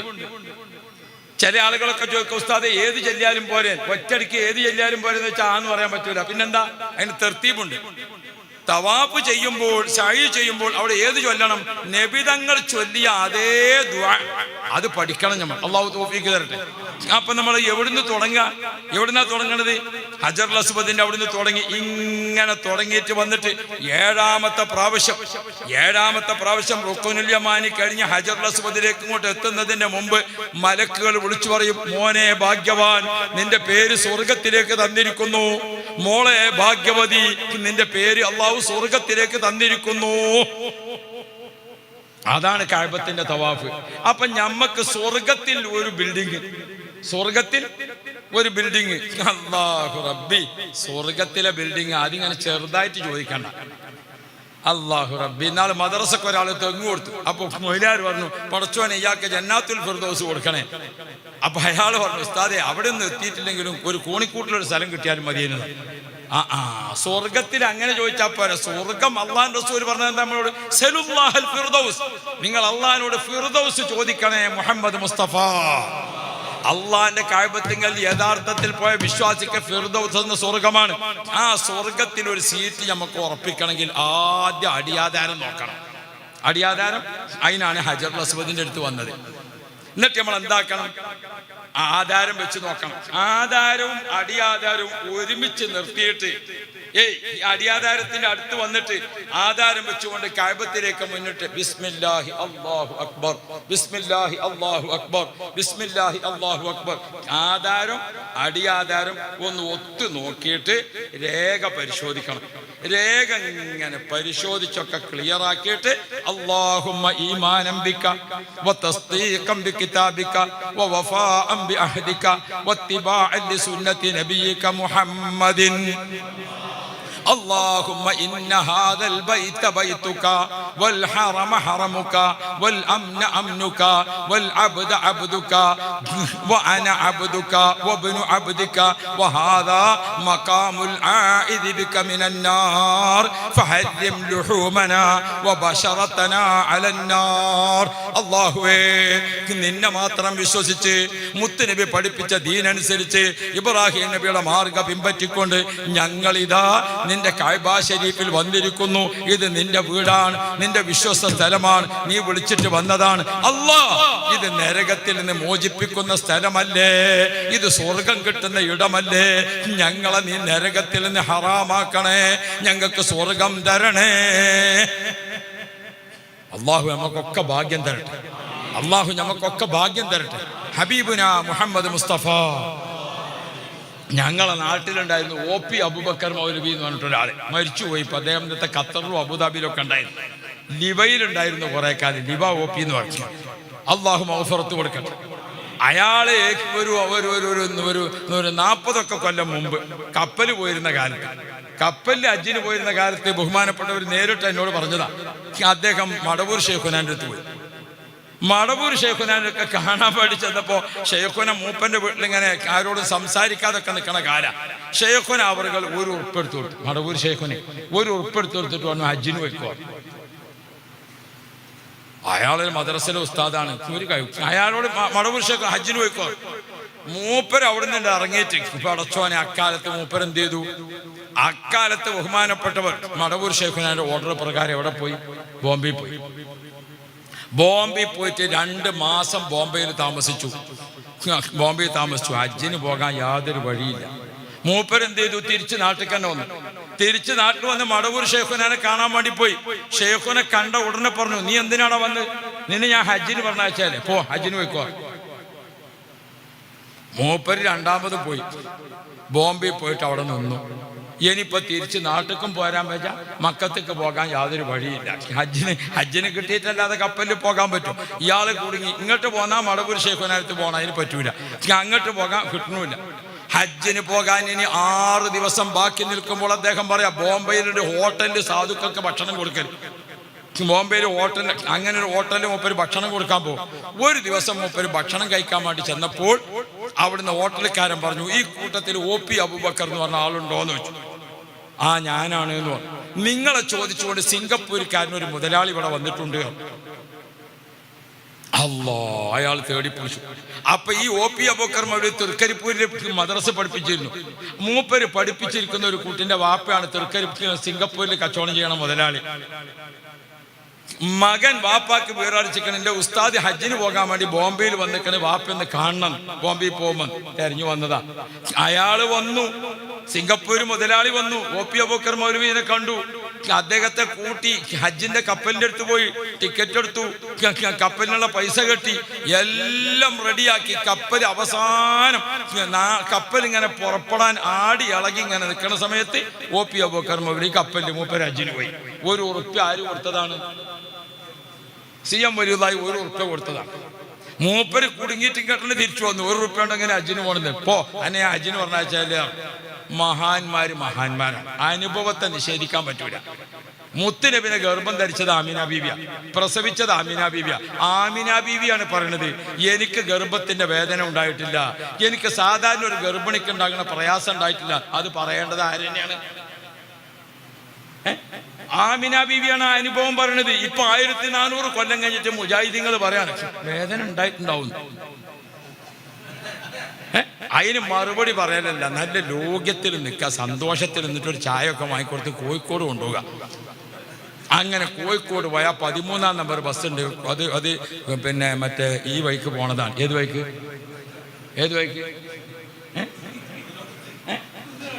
കുതിരവട്ടം വഴിക്ക്. മെല്ലെ അവിടെ ഇറക്കി കൊടുത്തങ്ങാണ്ട് പോരുക. അല്ലാതെ ആയത്തും ഹദീസൊന്നും ഓതിയിട്ട് ഇതിന് കാര്യമല്ല. ഇതൊക്കെ വേറെ സോക്കാടാണ്. അള്ളാഹു തആല മഹാന്മാരെ ബർക്കത്തുകൊണ്ട് ഞങ്ങളെ കാക്കണേ അല്ലാഹ്. ഹബീബുന മുഹമ്മദ് മുസ്തഫ. നമ്മൾ പഠിക്കണം നമ്മളെ ദീനിനെ പറ്റി, എന്തെങ്കിലുമൊക്കെ മനസ്സിലാക്കാനല്ല. ബഹുമാനപ്പെട്ട മടവൂർ ശൈഖിനോട് ആയിരക്കണക്കിന് ചരിത്രങ്ങൾ ഇന്ന് ജീവിച്ചിരിപ്പുള്ള ആളുകൾക്കറിയാം. ബഹുമാനപ്പെട്ട AP ഉസ്താദ് തന്നെ മടവൂർ ശൈഖിനെ പറ്റി പുസ്തകം എഴുതുന്നുണ്ട്. ആ മടവൂർ ശൈഖിനോട് ആണ്ട് യാ ശൈഖനാ യാ ശൈഖ മടവൂരിൻ അതൈനാ ബാബക്കും റാജീന ഫൗസൻ കാമിലൻ യാ സയ്യിദി സിയം വലി ലാ ഇലാഹ അല്ലാഹ്.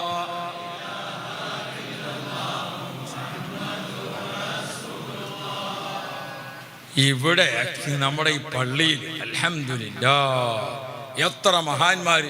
ശൈഖുന AP ഉസ്താദ് നിങ്ങളോടൊപ്പം ചേരാൻ ഇവിടെ വന്നു. യൂസുഫുൽ ജീലാനി തങ്ങൾ പല പ്രാവശ്യം വന്നു. അല്ലാഹ് ബഹുമാനപ്പെട്ട ഖലീൽ തങ്ങൾ പാപ്പ, അങ്ങനെ പലരും, ബഹുമാനപ്പെട്ട സക്കാഫി ഉസ്താദ്, ഇവരൊക്കെ ഇവിടെ എത്തിക്കാൻ പറ്റിയ രീതിയിൽ നിങ്ങളൊപ്പമുണ്ട്, നിങ്ങൾ മൂപ്പരൊപ്പമുണ്ട്. അൽഹംദുലില്ലാഹ് അൽഹംദുലില്ലാഹ്. അല്ലാഹു തആല ഇസ്സത്തിലാക്കട്ടെ. ഈ നാടും ഇതിന്റെ പരിസരം എല്ലാവർക്കും നീ റഹ്മത്ത് ചെയ്യണേ അല്ലാഹ്. ഇവിടെ തന്നെ ഇവിടെ ബഹുമാനപ്പെട്ട മടവൂർ ശൈഖിനോട് ആദ്യത്തെ നേർച്ച തീരുമാനിച്ചു, ആദ്യത്തെ ആണ്ട് തീരുമാനിച്ചു. ബഹുമാനപ്പെട്ട വയലത്തൂർ തങ്ങൾ പാപ്പാനോട് പോയിട്ട് പറഞ്ഞു, ഇവിടെ നമ്മൾ മടവൂർ ശൈഖിനാൻ്റെ ആണ്ട് നടത്തണം, എന്താ നിന്റെ പ്ലാൻ എന്ന് ചോദിച്ചു. മൂപ്പനോട് ഒരു 10 ചെമ്പ് ചോറ് വെച്ചിട്ട് എല്ലാവർക്കും കൊടുക്കണം എന്നാണ്. ആ വാക്ക് പിൻവലിക്കുന്നു. അങ്ങനെ പറയുന്നത് ആ വാക്ക് പിൻവലിക്കണം. ഞാൻ വിവരമില്ലാണ്ട് പറഞ്ഞതാ, ഞാനേക്കും പിൻവലിച്ചു. അവിടെ ഭക്ഷണം വെച്ച് വിളമ്പണം, അവിടെ നേർച്ച ഭക്ഷണം വെച്ച് വിളമ്പണം. അതാണ് നീ തീരുമാനിക്കുന്നത്. 10 ന്നും 8 ന്നും കണക്കാക്കാൻ നിന്നോട് ആര് പറഞ്ഞു? ഫസ്റ്റിലെ കൊല്ലം എത്ര ചെമ്പ് വെച്ച്? 23 ചെമ്പ്. എല്ലാം തീർന്നിട്ട് എന്നെ വിളിച്ച് പറയണം എന്ന് പറഞ്ഞു മൂപ്പര്.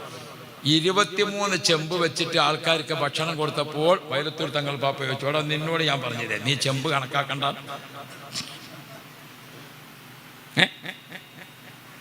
അങ്ങനെ അങ്ങോട്ട് തുടങ്ങിയത് അൽഹംദുലില്ലാഹ്. നമ്മുടെ നാട് അപ്പുറത്തെ അലിയുൽ കൂഫി തങ്ങൾ, ഇവിടെ ശംസുൽ ഉലമ ഖുതുബി തങ്ങൾ, അങ്ങനെ തുടങ്ങിയിട്ട് ഒട്ടേറെ മഹാന്മാർ വിശ്രമിക്കുന്ന ഒരു ഏരിയയാണ് നിങ്ങളുടേത്. ഇതൊരു പാരമ്പര്യ നാടാണ്. ഇവിടെ ഞാൻ സമസ്തന്റെ 60-ാം വാർഷികം നടക്കുന്ന കാലത്ത് ബഹുമാനപ്പെട്ട പാറന്നൂർ ഉസ്താദിന്റെ അള്ളാഹു മൗഫറത്ത് കൊടുക്കട്ടെ, അള്ളാഹു മൗഫറത്ത് കൊടുക്കട്ടെ. അന്നത്തെ ചില ആളുകളൊക്കെ നമുക്ക് ഓർക്കാതിരിക്കാൻ പറ്റും. അവരുടെ കൂടെ നന്ദിയിൽ മുത്തല്ലിമാകുന്ന കാലത്ത് ഈ ഭാഗത്ത് കൂടെ അങ്ങനെ അന്ന് ചാക്യാർ കുന്നിൽ നമ്മളെ VPM വില്യാപ്പള്ളി മുദരിസായിട്ട് നിൽക്കുന്നുണ്ട്.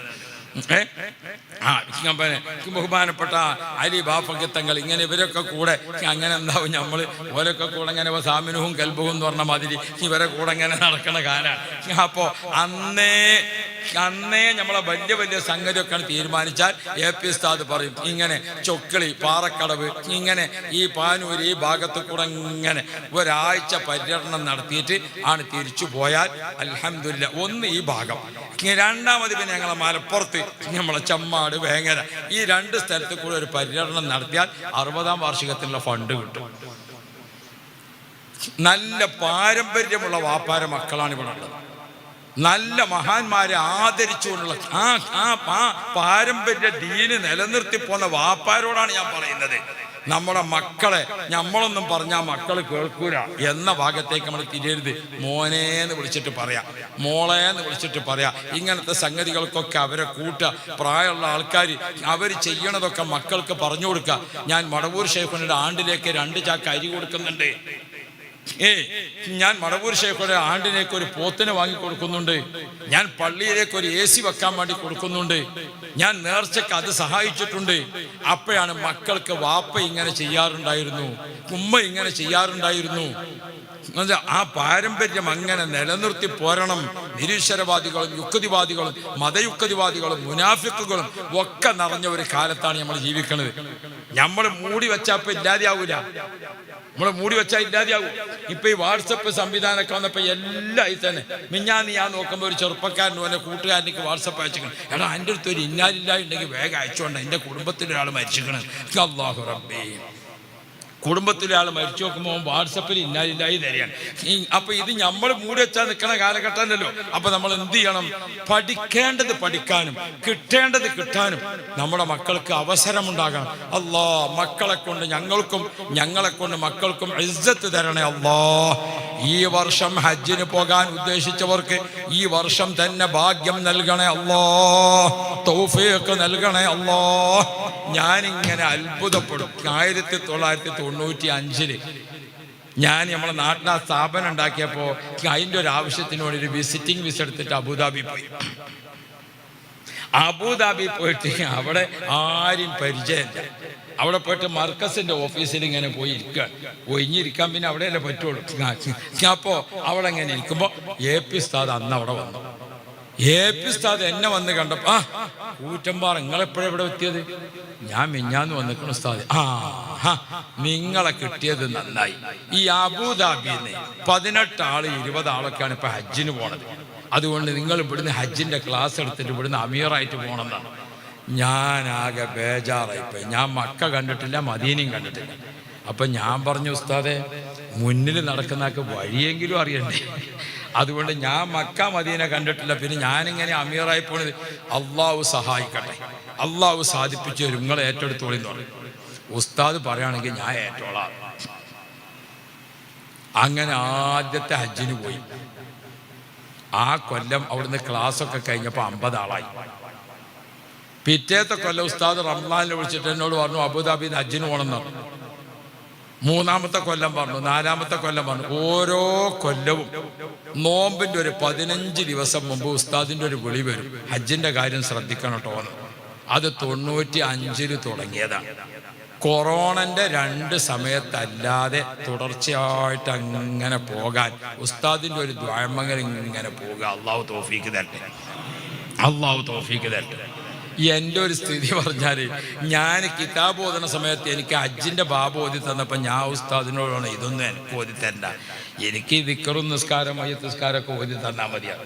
കാരണം ഇതിപ്പോ ഹജ്ജിന് പോകാൻ കഴിയുമെങ്കിലല്ലേ അത് ഓതി പഠിച്ചിട്ട് കാര്യമുള്ളൂ എന്ന് ആലോചിച്ചതാണ്. അപ്പൊ ഞാൻ ഓർമ്മപ്പെടുത്തുന്നത്, മഹാന്മാരുടെ ഒരു ദുആ, ഒരു ബറക്കത്ത്, അതിനെ നമ്മൾ എപ്പോഴും ആശിക്കണം, അതിനെ നമ്മൾ മോഹിക്കണം, അതിന് നമ്മൾ ദാഹിക്കണം, അതിൽ നമ്മൾ ഉറച്ചു നിൽക്കണം. അപ്പൊ അള്ളാഹു നമ്മളെ വെറുതെ ആക്കൂല. ഹജ്ജിന് പോകാൻ നമുക്ക് ദാഹം വേണം, ഹജ്ജിന് പോകാൻ നമുക്ക് മോഹം വേണം.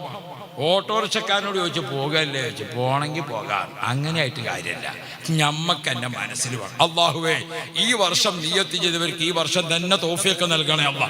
അല്ലാത്തവർക്ക് അടുത്തടുത്ത സമയം നൽകി നീ സന്തോഷിപ്പിക്കണേ അല്ലാ.